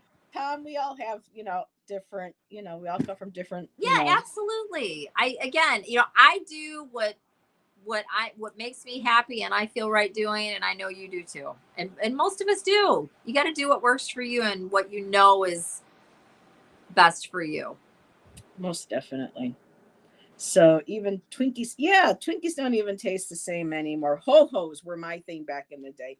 I bought Read the ingredients list on a Twinkie. Gross. There lies your answer. What about Twinkies? It's a science experiment. Read the ingredients. Oh, yeah. When I did have my Twinkies, I would like to put them in the freezer and get them kind of nice and not completely frozen, but the Ho-Hos were my favorite. And now last time I went to have one, it didn't even taste. It tasted like plastic. I'm like, right, it's gross. Brown wax. Yeah, that's why. That's all it is now. And sugar. So. Yeah. All righty. Well, everybody, go enjoy your the rest of your night, evening, afternoon, wherever you are. And we'll now Allyson's got her weekend off, and she'll be back on Monday with Caffeinated and Unfiltered. Yeah, because we did Mystic 4 this week. Yeah. And I'm going to be with Ramon for a bit, and tomorrow night, Tom, Jeff, and I will be on, maybe chatting about some of this stuff again too. Some of the topics we were discussing, we had a whole, range of them, and we'll see if the guys want to pick up on anything. And Allyson, if you catch up watching and you want to jump in and share something, just let us know, and we'll throw you a link. So, you're always. Let us show you guys something real cute, real quick. Is it going to be Scout? Oh, look at that. Oh, Miss Taro D, I hope you're still in here. Hello, Scout. Oh, he's so cute. Yeah. He looks like a little Arctic fox. Oh, my goodness. He heard me going all ooh, ooh, and about Scout. So pretty. All righty. Okay. We're going to say goodnight to everybody, Maz. So pretty. Night. Bye, everybody. Bye, Auntie Allyson. All right. Good night, everybody. Oh, Tom, he says, I miss having a puppy. He's like, oh my God. All righty, everybody. Have a great evening. Have a great rest of your weekend. And we'll talk to you later. Bye. Bye, everybody. Oh, wait a minute. Oops. I want to go leave before ending the stream.